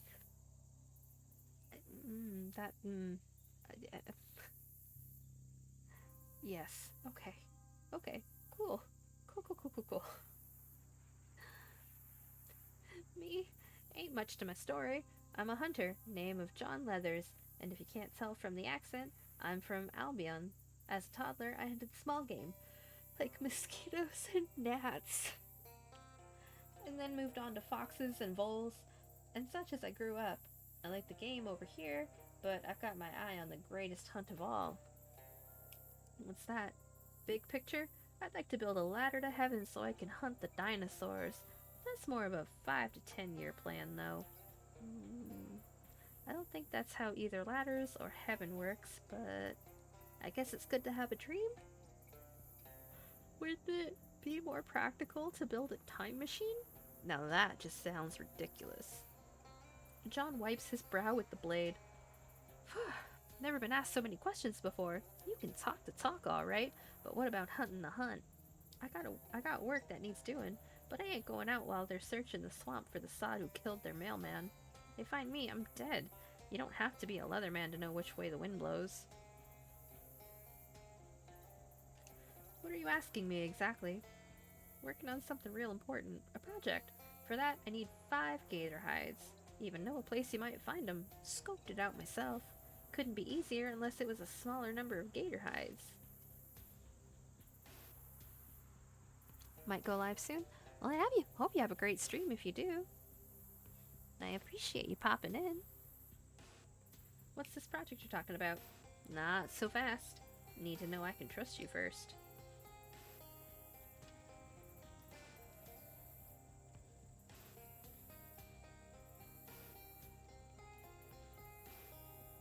Elden Ring or Bloodborne, you pick.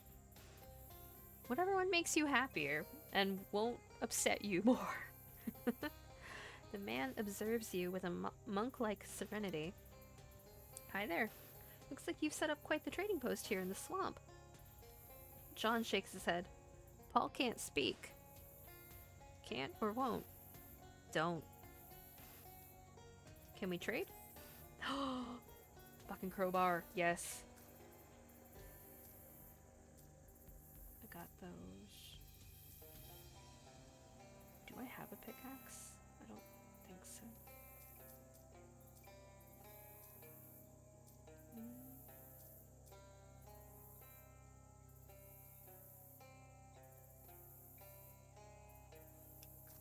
Yeah, I'll take it just in case. Just sell it if you can.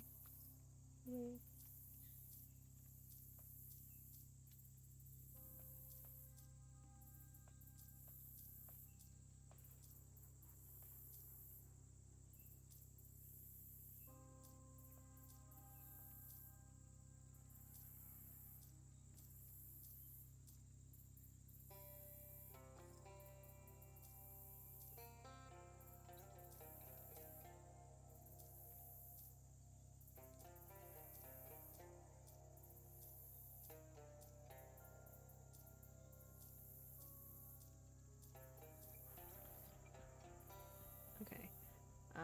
We needed a crowbar. Wouldn't go in there if I were you. Why?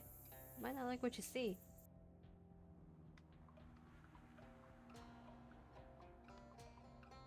Yeah, egg is busted. That's... okay. Told you we're in a pretty sight. I was looking forward to eating that egg all day, and come dinner time I only went and bloody dropped it. I'm sorry for your loss. Elden Ring it is. Good luck. I hope you beat that boss.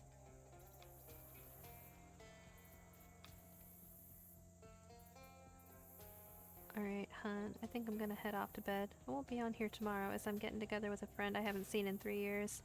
Not sure if I'm gonna do anything here on Saturday. Well, thank you so much for popping in, Prissy. I'm so glad to have had you. And I'm glad that I'm connected to you on Steam and whatnot now. I hope that you have the most amazingest of sleeps and that you have a fantastic time with your friend. I'm so excited for you.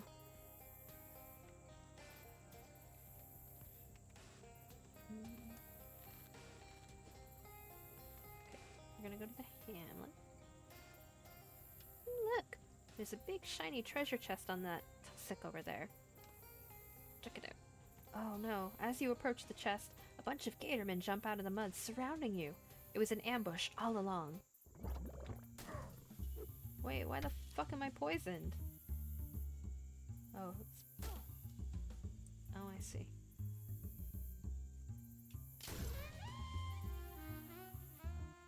I don't think I have anything that can cure my poison right now.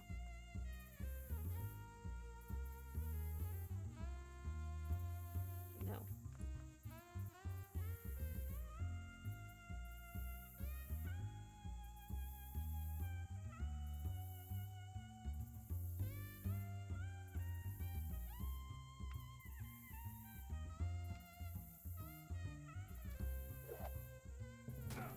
I'm taking you out.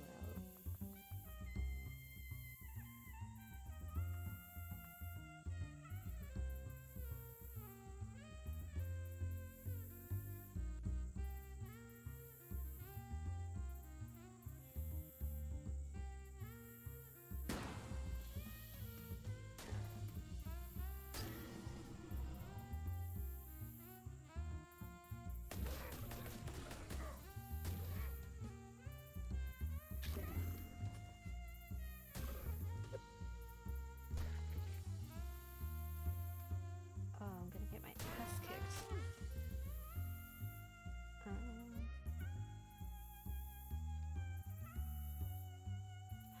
You're not killing Dirtle the turtle, you bastard.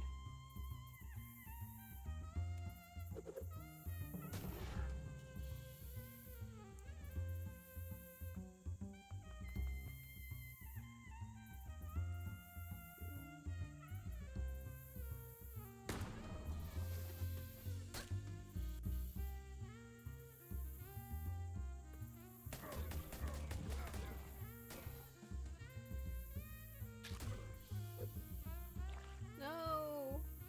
Dirtle!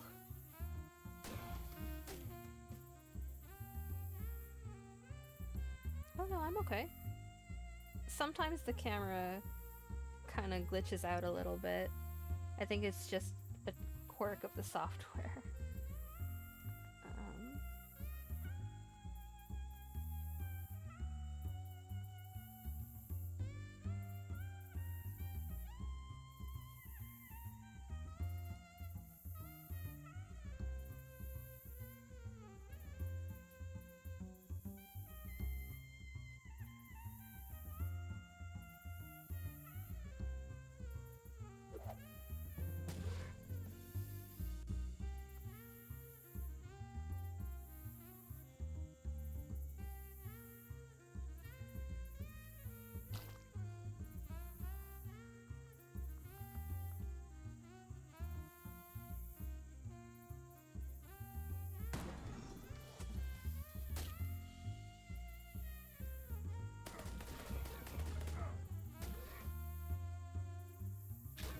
Oh, you bastard.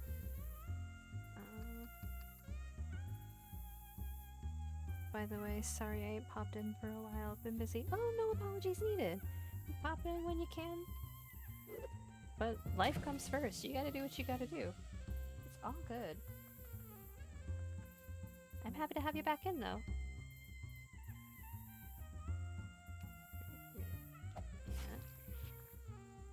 And then one of those. And that should do it. Cool. You won! The treasure chest unfortunately is empty, but the gator men have some stuff on them, so that's alright. Meat, wheat, lord, fetish, nasty pastry. You also gather some gator hides for that hunter, which is way less grisly than it sounds. The gator men are just carrying these around. Okay.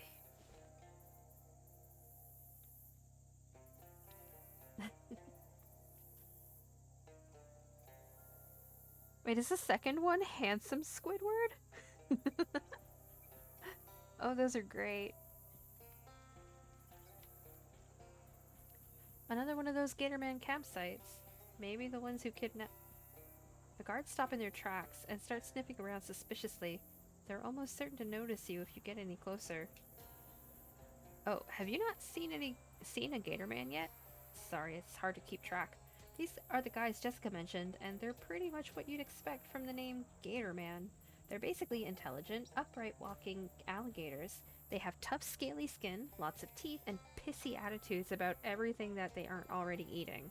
They especially hate intruders and are the second biggest reason that this swamp isn't a popular tourist destination. The first being, it's a swamp. In any case, staying put isn't an option. Which way do you want to go, and how? Alright.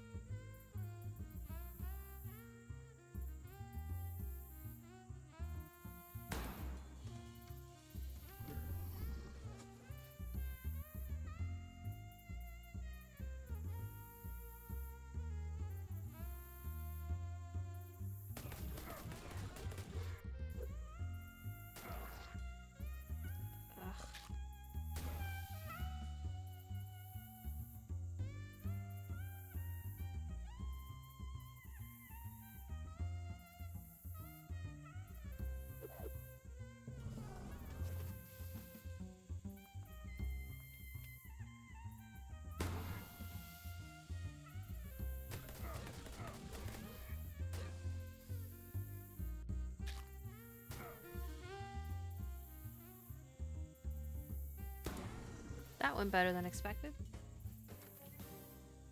Turns out, those gators should have been avoiding you. Got Gator Man skin pants and Gator Man hide. Right. Another one of those Gator Man campsites. Maybe the ones who kidnapped Charles came this way. It's another Gator Man camp, alright. And there's 4 more wrenches here. A 31 32nd one, a 63 64th one, a 127 128th one, and a 255 256th one. Charles must carry one heck of a toolbox. The wrenches are laid out in the shape of an arrow pointing to a nearby hill. From the top of the hill you can see some sort of fort in the distance, apparently hammered together out of rusty scrap metal. That's got to be where the Gatorman took him. You grab all the wrenches and combine them with the other ones he dropped to complete the set. Got his wrench set. Okay.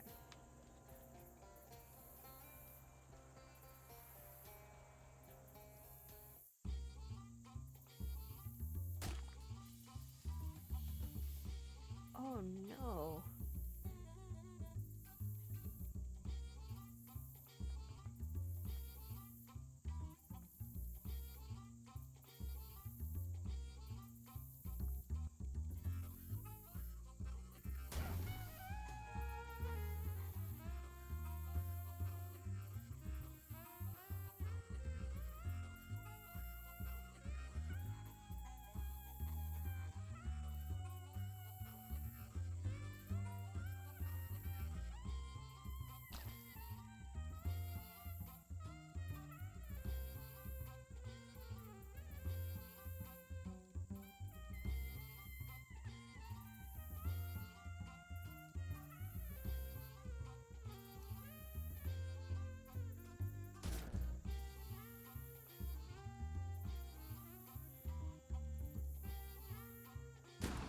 Maybe I shouldn't have picked this fight.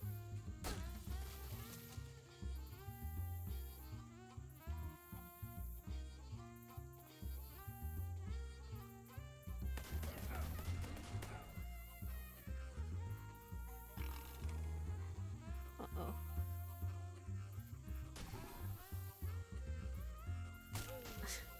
Whoopsies.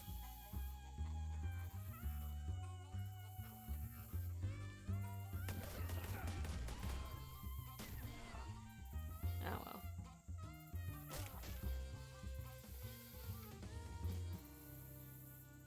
This fight might have been the second shift, but they definitely finished that fight in the first place.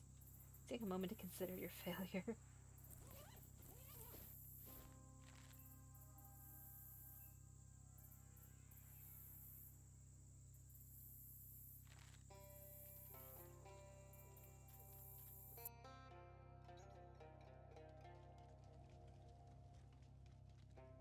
The handle on this fridge is busted. This time is going to be a headache come lunchtime. This is going to be a headache come lunchtime. Try to open the door. No dice, and no door opening either. Whoever smashed in the handle wanted to keep you out, or keep something in. A magical talking sandwich, maybe? Force it open. With great effort, you force the door open. Released from his refrigerated cage, a cold man squirms into the muck, gasping for air. My God, you are my savior! One more day trapped in there and I would have succumbed completely to despair. Who are you? I'm Fabian, an illustrator of the natural sciences. Arid steppes, glittering bergs of ice. But lately, my interests have taken me into these damp lands. I'm in my soggy period. How'd you get in there? I was traveling to the swamp to sketch the native cypress, only to be caught in a net by these gator-esque men. At first, they allowed me to roam within the confines of this camp, but when I shouted for help at a passing truck, I was put into the refrigerator. What truck? Oh, it hurtled through the camp like a bass out of hell. It was a boy and a girl at the wheel, and I called out, "Stop! I'm a prisoner! Take me with you!" But they drove on. What makes a person do that? Where was the truck headed? North of here, I'm sure of it. North, huh? And since that driver at Largemouth Bass & Son was confident the truck could only make it 11 miles at most, if you subtract from 11 the distance between this camp and the fishery... Seized with deductive euphoria, you do some quick calculations, which in your haste come out very wrong. You do them again, not rushing it this time, and produce a promising lead. Well, if you want to leave, this way out is more or less clear. I do want to leave. That is a good guess. If we ever meet again, it would honor me to paint your portrait. I am an artist, as you know. I cannot paint you right away as I am in my soggy period, but if I conclude that work, or if you become soggy, well, who knows? Who knows indeed.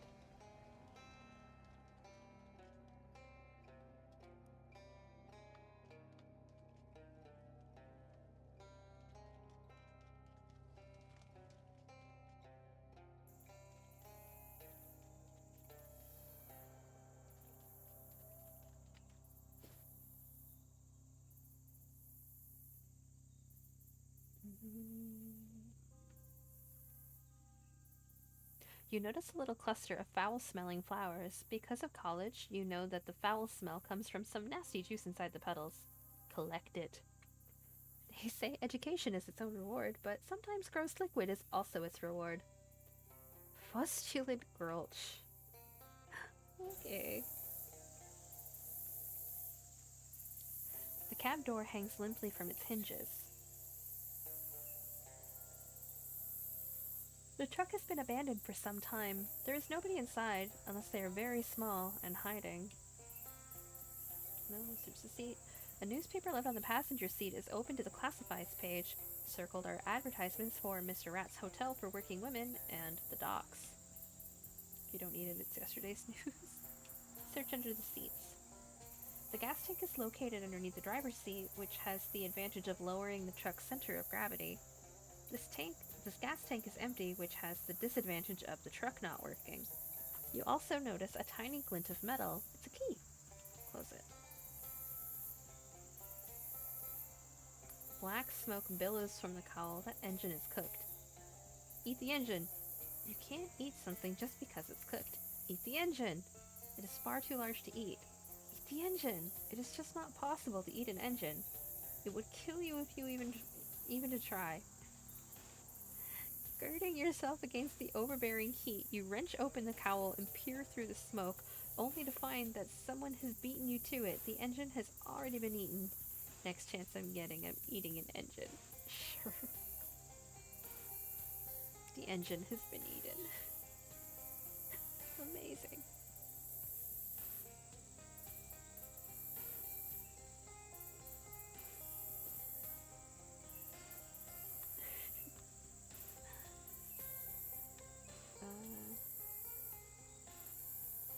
You take a wrong turn, and instead of ending up where you wanted to be, you end up at the Monster Shack. You know it's the Monster Shack because of the sign on it that says Monster Shack. That was very much a wrong turn.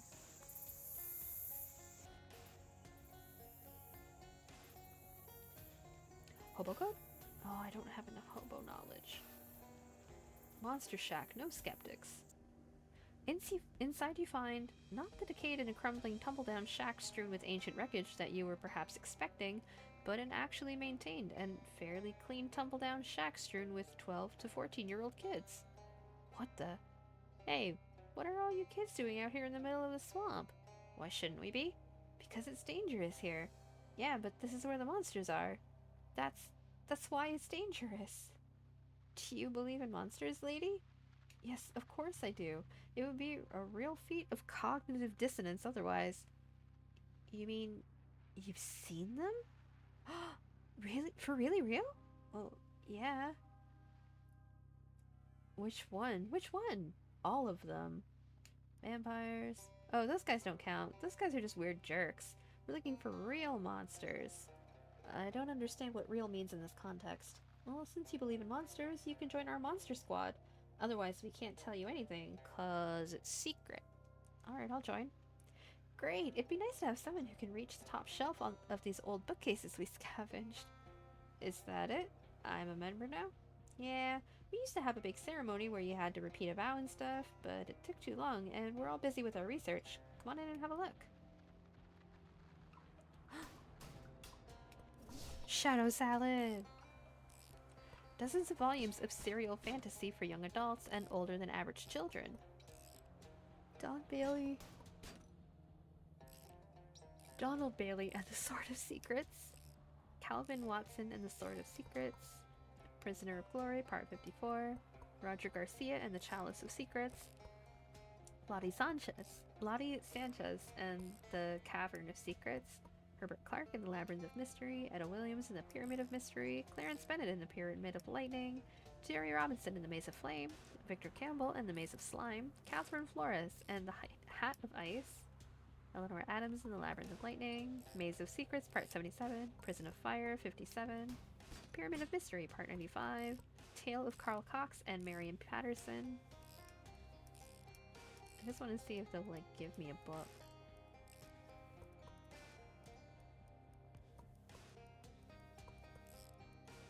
I don't think so. Oh well. This kid is messing around with some kind of weird mechanical contraption. What's this thing you're making? I don't really know yet. I'm just kind of messing around with it because I'm taking a break from my main project. Hey, do you know anything about the Chupa Naranja? I try to avoid spicy food. It gives me the hiccups. No, this is a kind of monster that eats oranges. They're supposed to be from way down south, but I know there's one in the swamp somewhere. Unfortunately, no matter what kind of trap I build, it keeps escaping. Do you want to try? Sure, why not? Great! Feel free to use my workbench over there. I've got plenty of spare parts and stuff. If you manage to catch it, bring me back one of its nostrils as proof, okay? A nostril? Not the whole head or pelt? Oh, no, I don't want to kill it. I just want to prove that it's out there. Okay. This kid is peering at a terrarium filled with flies and occasionally tapping on the glass. Hi there, are you, into flies? Well, kinda? They're interesting once you get over the gross factor, but mostly I'm just studying these because what I'm really interested in is the flyman. The flyman? Yeah, or maybe the man-fly. I haven't decided which way is better yet. So, what is the flyman and or man-fly? He's a scientist that moved into the old Flemberg place. I did a little spying on him, and I think he's trying to turn himself into a giant fly. Why would anyone want to do that? I don't know. That's what's so interesting about him. Huh? She looks at her feet and blushes a little. Also, he's really handsome. For now, you mean? Well, yeah, I'd really like to meet him, but I'm too shy. Can you help me out? Sure, why not? Thank you, thank you. Here, I'll show you where the house is. If you meet him, could you, bring me back a souvenir? Like what? Maybe, blush. One of his chest hairs? Oh, kid, no. No, that's, ugh. That feels like assault. Hi there. Hi, say, you're a grown-up. Can you help me with something? I'm not buying you any cigarettes. No. There's this swamp lady named Barbara Yagara. Everybody says she's just a fairy tale, but I know she's real because I've seen her hut right here in the swamp. But I don't know if she's the sort of swamp lady who eats kids or not. Do you mean Baba Yaga? I think you mean Baba Yaga. Swamp lady? Well, I don't want to call her a swamp witch or a swamp hag or stuff like that. It would be mean to judge her that way without even having met her. Kids these days. Alright, I'll go check her out for you. Great, thanks. Here, I'll mark her on your sponge? Map? Anyways, bring back a feather to prove that you met her, okay? She has feathers? I mean, from one of her pet birds. The stories say she has tons of them. How will you know it isn't just an ordinary feather I found somewhere? Well, you seem like a trustworthy person. Then why do you need me to bring proof at all? Because that's how quests work. Come on. A big but leather-bound tome sits on a pedestal here. What's this book? List of vampire nests. It's like 400 pages long. Lots of vampires in this swamp. If you want to help, you can always go clear some of them out. Hey, what you got there? Perfume samples? Kinda. This one is a combination of hydrogen sulfide and methane. Common swamp gas, basically. Ew, what's the other one? Coffee, to clear up the swamp gas smell out of my nose. Huh. Okay. So... why? I'm researching a creature known as the Smell of the Wisp. I've only run into it once, but I have a good memory for smells, so I figure if I can match its smell, that particular chemical mixture will tell me more about it. The smell of the what? Wisp. It's a cloud of intelligent swamp gas. Some people say it's the ghost of a dead chili cook-off judge, but I think there's probably a more scientific explanation. You're telling me that you're looking for an intelligent... The girl gestures sternly at a sign over her workbench. No fart jokes. Aw, come on. It's a smell of the wisp. No. Well, I don't know what to say then. If you're willing to help instead of making puerile goofs, I could really use a sample to analyze. Alright, I'll go find the smell of the wisp. Great, here, thank you. Take this. It should help you track the thing down. You got a nose trumpet. I just smell through this? Just follow your nose. This kid is... Okay, what are you reading? It's about Neanderthals and other early hominids. Unfortunately, I'm not finding anything useful in here. What are you looking for? The honey ape. The what now? You've never heard of it? It's a very famous monster. It's a hairy primate or primate-like creature that's smaller than a human but with human-sized hands. Most of the legends call it big hands, but I'm pretty sure the big hands legends and the reports of honey ape sightings are referring to the same cryptid. That's interesting. I know it lives around here somewhere. I just haven't been able to find it yet. I'll take a look. That would be excellent, thank you. Here, I found some of its prints once and made a tracing. That might help you track it down. Try and get one of its fingernails as proof. How will a fingernail be proof? Because it'll be as big as a human fingernail, obviously. Alright. Hi there. Hi. I don't mean to be rude, but what's your deal, kid? I'm a moss man. You are, huh? Okay, well not really, but I want to be a moss man when I grow up. That's why I'm eating all this fertilizer. It's actually cornflakes. I'm just pretending. Okay. Yeah, I'm not crazy. Some people say I'm crazy for believing in the moss man, though. But I know he's real. I've seen him. What's a moss man? A man made of moss? Yep, he's all fuzzy and green. It's so neat. Oh, hey, you should go see him for yourself. Then, if you bring back proof he exists, people won't think I'm weird anymore. Oh, they might, but yeah, I'll go have a look. Here, great. I'll mark the place on your map. It's called Moss Rock Grotto. If you see him, try and bring back some moss as proof, okay? So we've got like a bunch of monsters to try and find.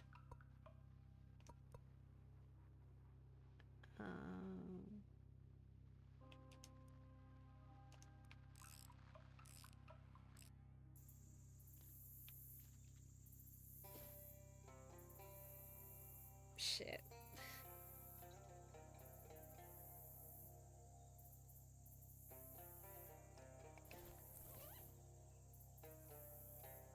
That's 3.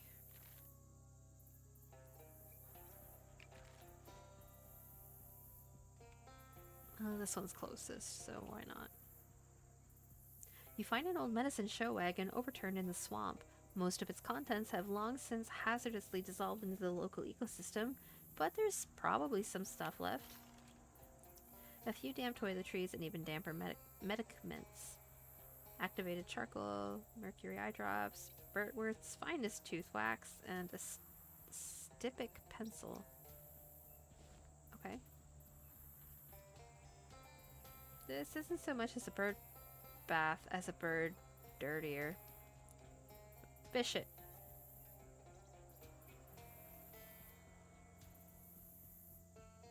Nasty. Wetlands nasty baths. Okay.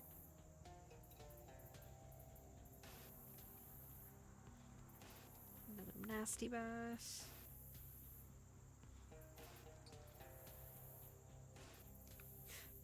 Okay.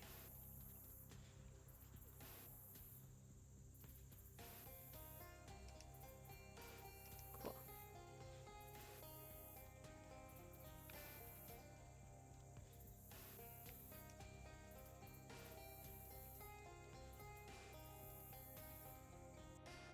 You cautiously enter the spooky hut and discover it's actually really nice inside. A young woman with a rather twig-oriented hat greets you. Oh, hello. Please come in. I don't get many visitors apart from the birds. I might be in the wrong place. Are you Barbara Yargara? That's correct, and you are? I'm Raine Twitch TV. A pleasure. Come on, come in, come in.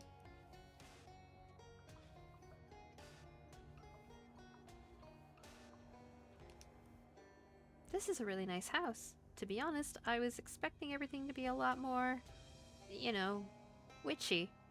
Oh, you heard the old stories. Those were about my granny. She was really into croning. Croning? Being a crone, you know, all the really old traditional magic stuff.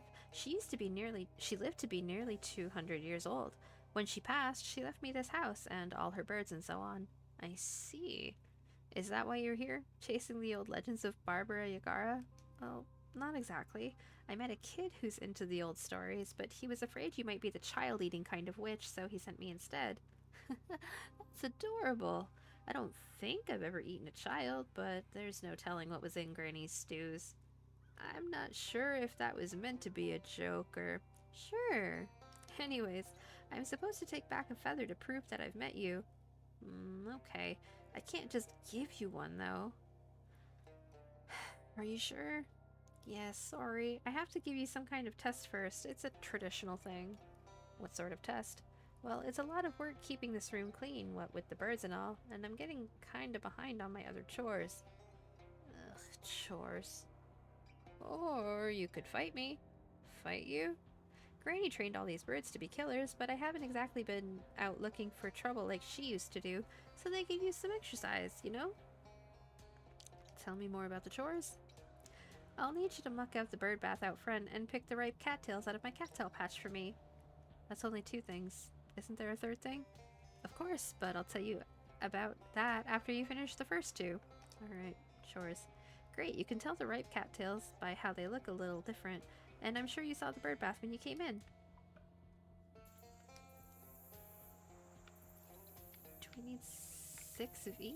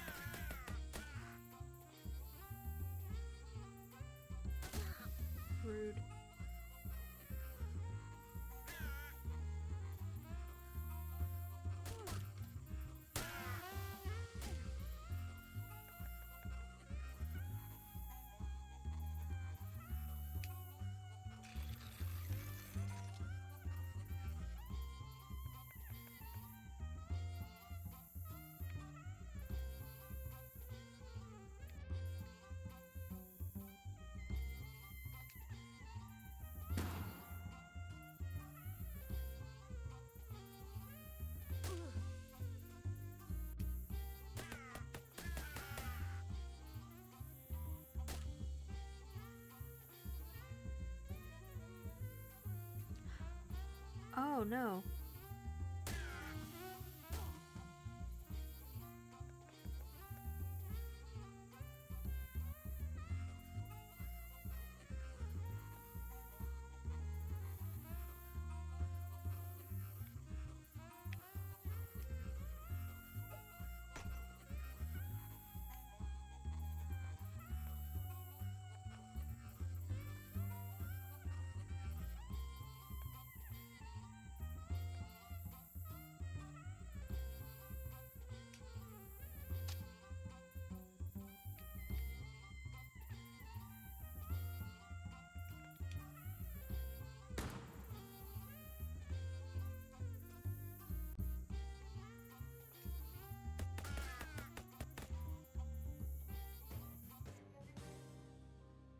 Alright.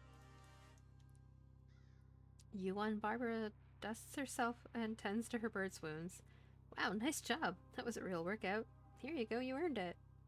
Got the Barbara Yargura feather and a jaunty feather. Ooh, that's not bad.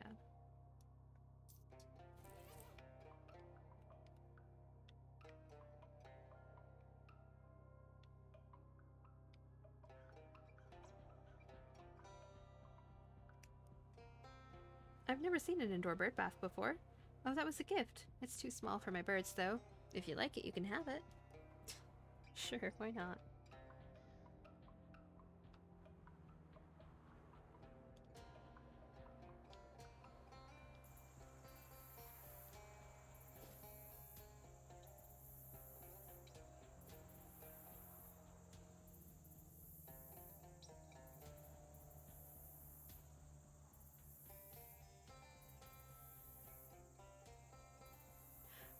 What you take to be a giant bleeding tooth jutting out of a tree stump turns out to be one of those mushrooms that looks just like a giant bleeding tooth.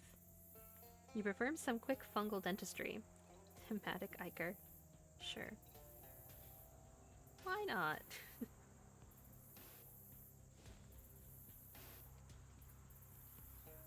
Some viscous goo has rendered this house entirely decorative.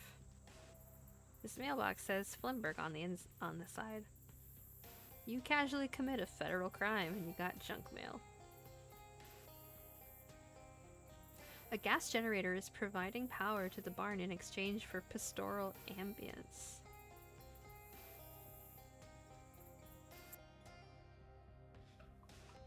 A very small man inside the machine is clearly trying to get your attention.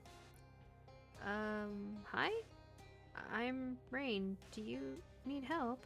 I absolutely need help, thank you. My name's Flimberg, Paul Flimberg. I moved back into my parents' old house here because nobody would give me a lab space for my experiments. It turned out an assistant would also have been nice to have. What are you trying to do? Improve myself, you know. Better, faster, stronger, at least one of those. But I put the wrong settings in the control console and all that happened was that I shrank. You can't just change the settings? The door doesn't open from the inside. But... Yeah, I didn't think it through. Okay, well, I can just let you out. No. Opening the door will depolarize the booth, and it takes months for the field emitters to recharge.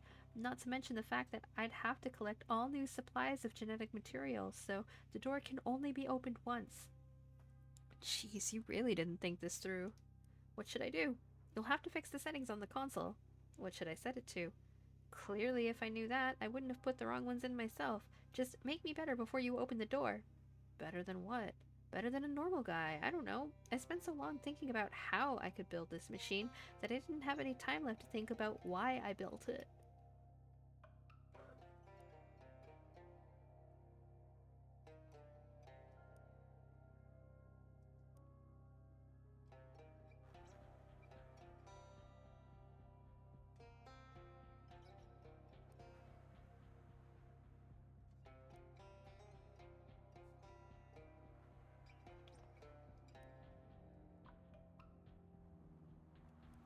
Okay, well this is just the normal me, like I was before I even got in here. This is exactly what I do not want. Okay.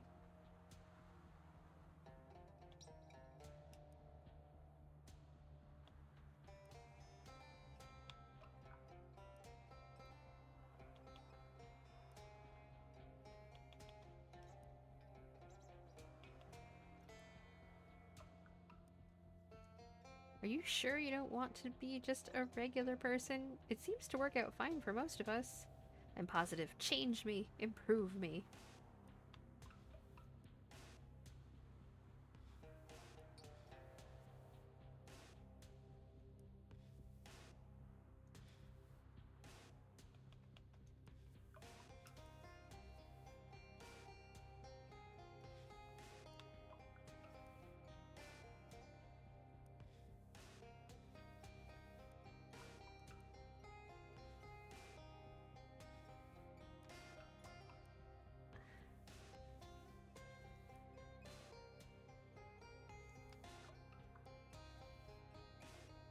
Oh god, one sec, I'll try No, wait, this one is pretty great, actually. What? I can fly, and I have the proportionate strength of a fly scaled up to human size. What's not to love? Oh, okay. Yeah. Heck yeah, I can't wait to get up to all kinds of flies, giant fly stuff. Well, before you go, I need to get a chest hair off of you. Do I still have those? Okay, well, whatever, sure. Flyman's chest hair. Thanks, it's where I probably just don't want to know. I'm out. See ya. That makes me mildly uncomfortable.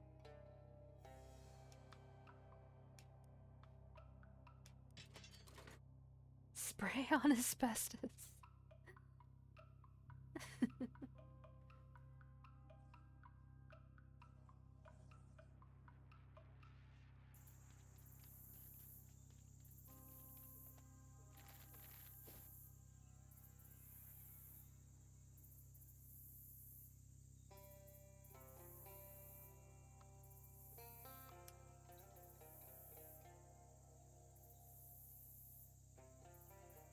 In a gloomy grove of sunken cypress trees, a well-muscled woman stands waist-deep in the opaque bog. Her hands rest on the pommel of a sword, its blade lodged in the muck. It catches your eye because it's not the type of thing you tend to see on the East Coast. What sword is that? This is the blade of your great aunt. Many moons ago, it was entrusted to my family for safekeeping. Now it is yours to reclaim, for a cost. What great aunt? Have you forgotten your lineage, girl? Time was every tavern and meeting house kept a place by the fire for Hilda Twitch TV.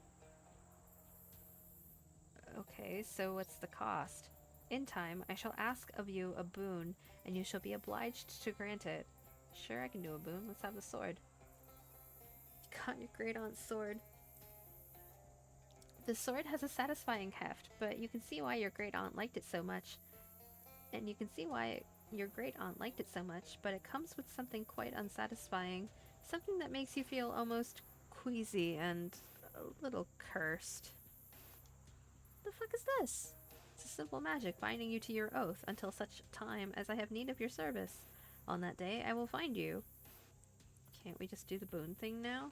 But she's gone, slipped away into the dark waters of the swamp. Better be a good fucking sword. Okay.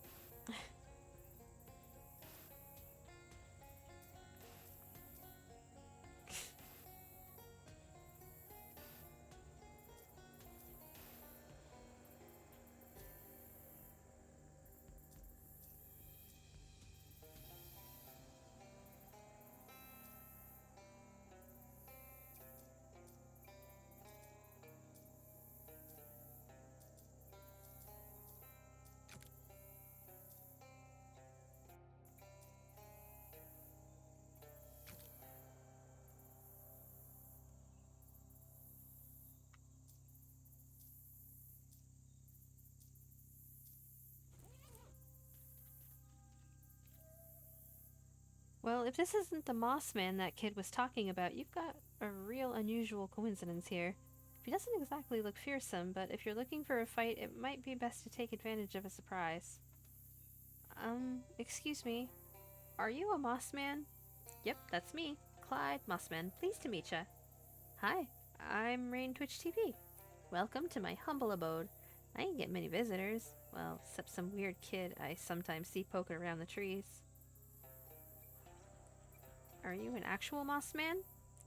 I ain't quite sure I get your meaning. That's my last name, like I said. Yeah, but are you a human person or some sort of moss swamp creature? I get that this is a strange and possibly rude question. Well, I weren't always this way, but I've been living in this swamp a long time.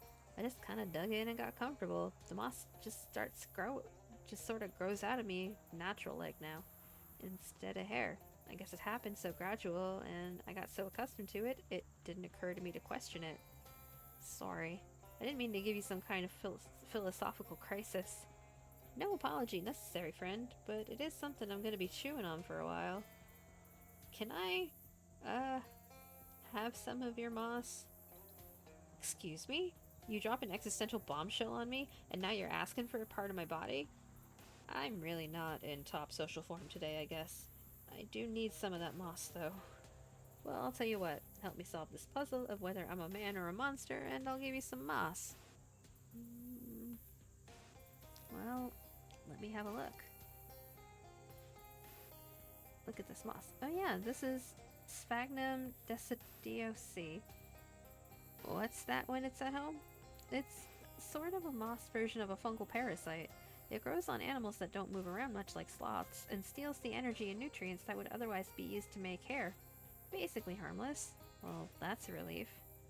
If you ever feel a strong urge to get yourself eaten by wolves, though, I'd recommend trying to ignore that. Gotcha. So this means I'm a regular human? Well, yeah, with an asterisk next to regular maybe, but yeah. That sure is a relief. Let me give you some of this moss, like I promised. He peels off part of his mustache and hands it to you. Thanks. Say, are you a hobo? Well, ain't the thing about hobos that they're always on the move? I feel like I'm practically the opposite of a hobo. I happen to know a group of hobos that have settled down and built themselves a pretty nice camp. I bet you'd be welcome there if you're interested. Well, now, I do value my solitude, but it certainly couldn't do any harm to visit and see. In fact, I do believe I'm due for a vacation. He marked the location of the hobo camp on Clyde's map, and he heads off into the swamp with a wave. Well, there's a few of them. As you pick your way through the muck of the swamp, you encounter one of those newfangled diagonal half boxcars. Wait a minute, there's no such thing as a diagonal half boxcar. It's just a regular boxcar, half sunk into the swamp. Okay.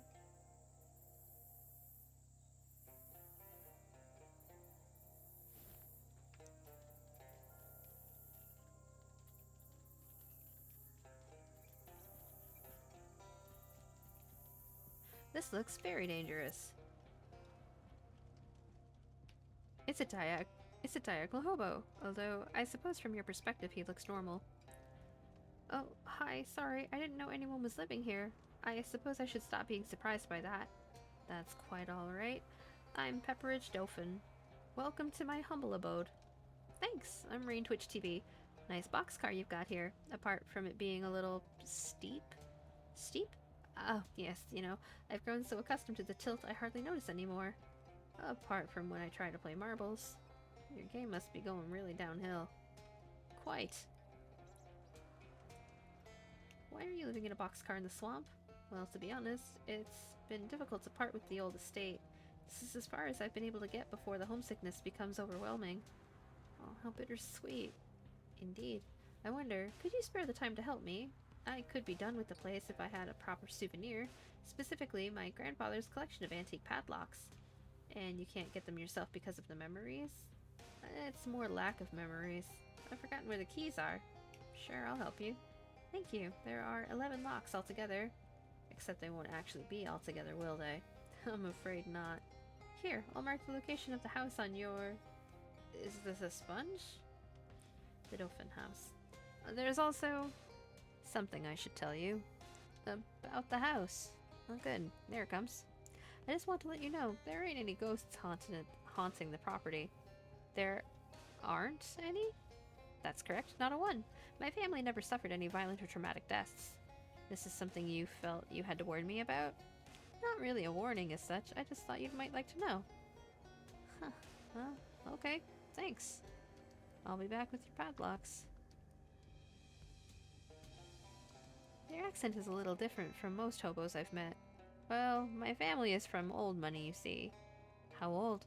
Old enough that it all turned to dust. All that remains is a rambling old manor house that I can't afford to maintain, so I decided this would be a splendid opportunity to expand my horizons. The horizons are typically a bit more level.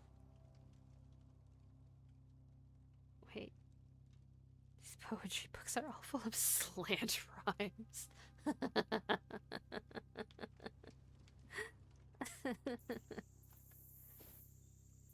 Oh, I'm a nerd for laughing at that.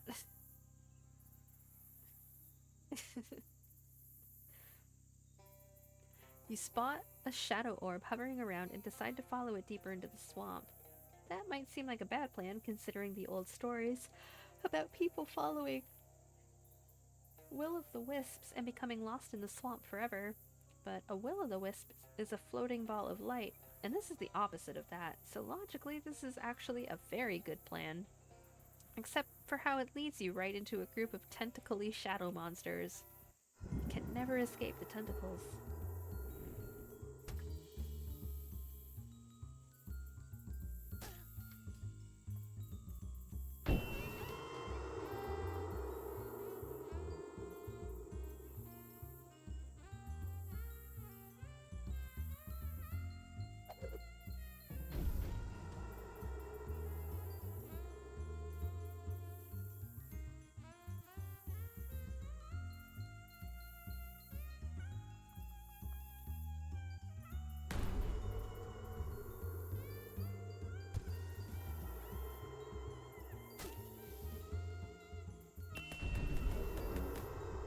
That'll do. You won. The goodness of your plan has now been proven. QED. Dirtle the turtle grows stronger. Good job, Dirtle.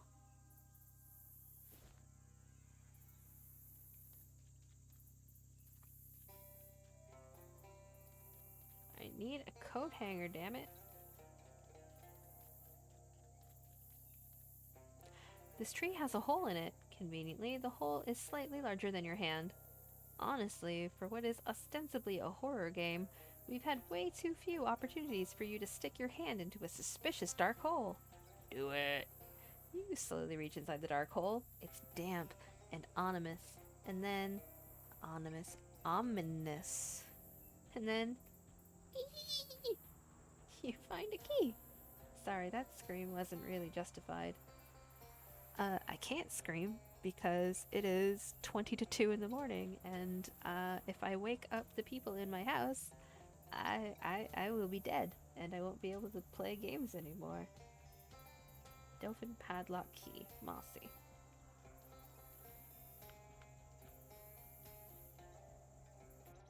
The front door of the Dolphin Manor is unlocked. Apparently, Mr. Dolphin's love of padlocks was unrelated to basic home security.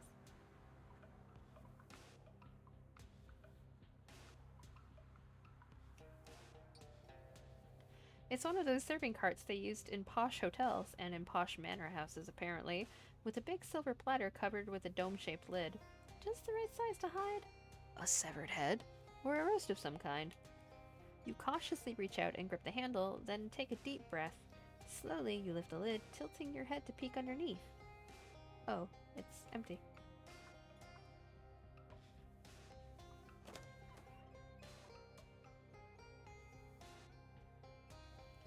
In Pepperidge's father's house, there are many drawers.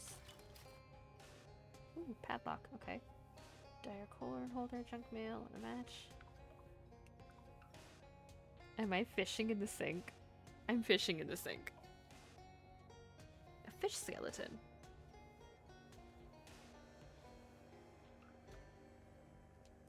Clean water. And a fish skeleton.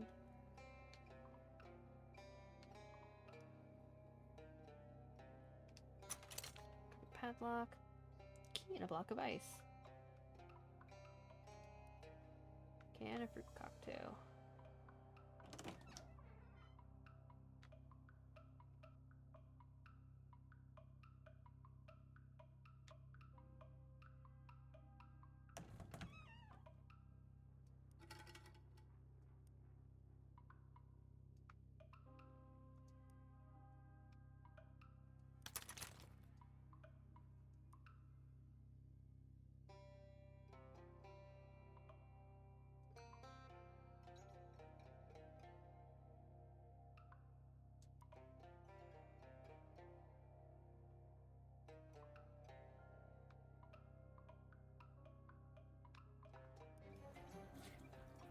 There we go.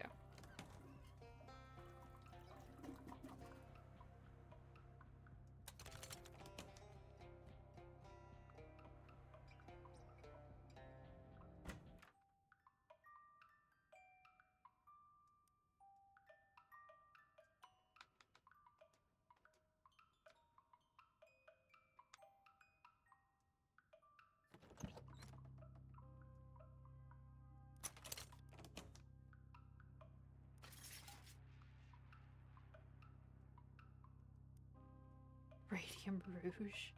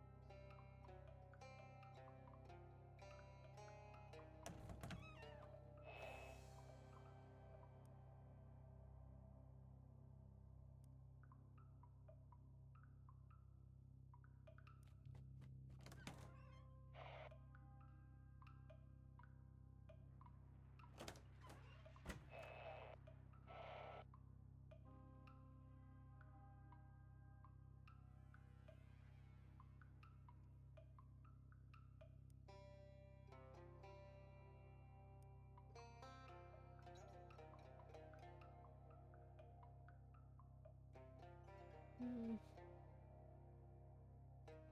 Yeah, we're creeping up on 2 o'clock. It's probably a good pausing point anyways. I'm just going around in circles. Let's see if there is anyone we can raid out to. If y'all don't mind sticking around for a couple extra minutes. You know what? Looks like Mustache is actually live, so why don't we pop in and say hey to them? It looks like they are currently playing Borderlands 2 with Kitsora as well. So why don't we say hey to them? We'll just get that going here. Ba-ba-ba.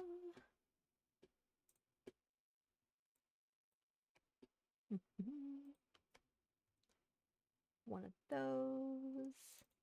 And I'm just gonna make sure I spell their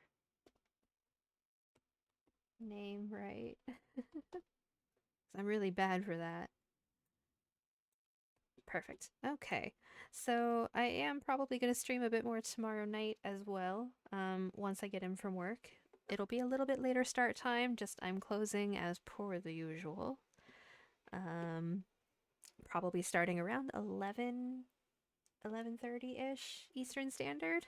If you would like to stay updated on when I will be live again, in addition to making sure your Twitch notifications are on for my channel, you can join my Discord. There is a link to an open invite to the server in my Twitch profile page. Jeeves has thrown the link along with my other socials in chat for us. And if you're catching the VOD over on YouTube, the link is in my channel's homepage. Come say hey and join the chaos. Speaking of which, I will be posting the VOD of this stream to YouTube over the next day or so. We're going to shoot a quick prayer to the internet gods, glory to them, hallowed are their names.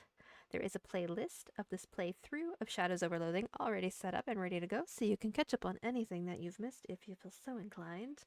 I have also been told that my streams are a phenomenal sleep aid for all of my insomniac baddies out there, so there's that as well. The link to my YouTube channel can also be found in my Twitch bio. But thank you so much for watching and for hanging out with me. I hope that you have a wonderful rest of your day, afternoon, evening, whatever it may be, wherever you are.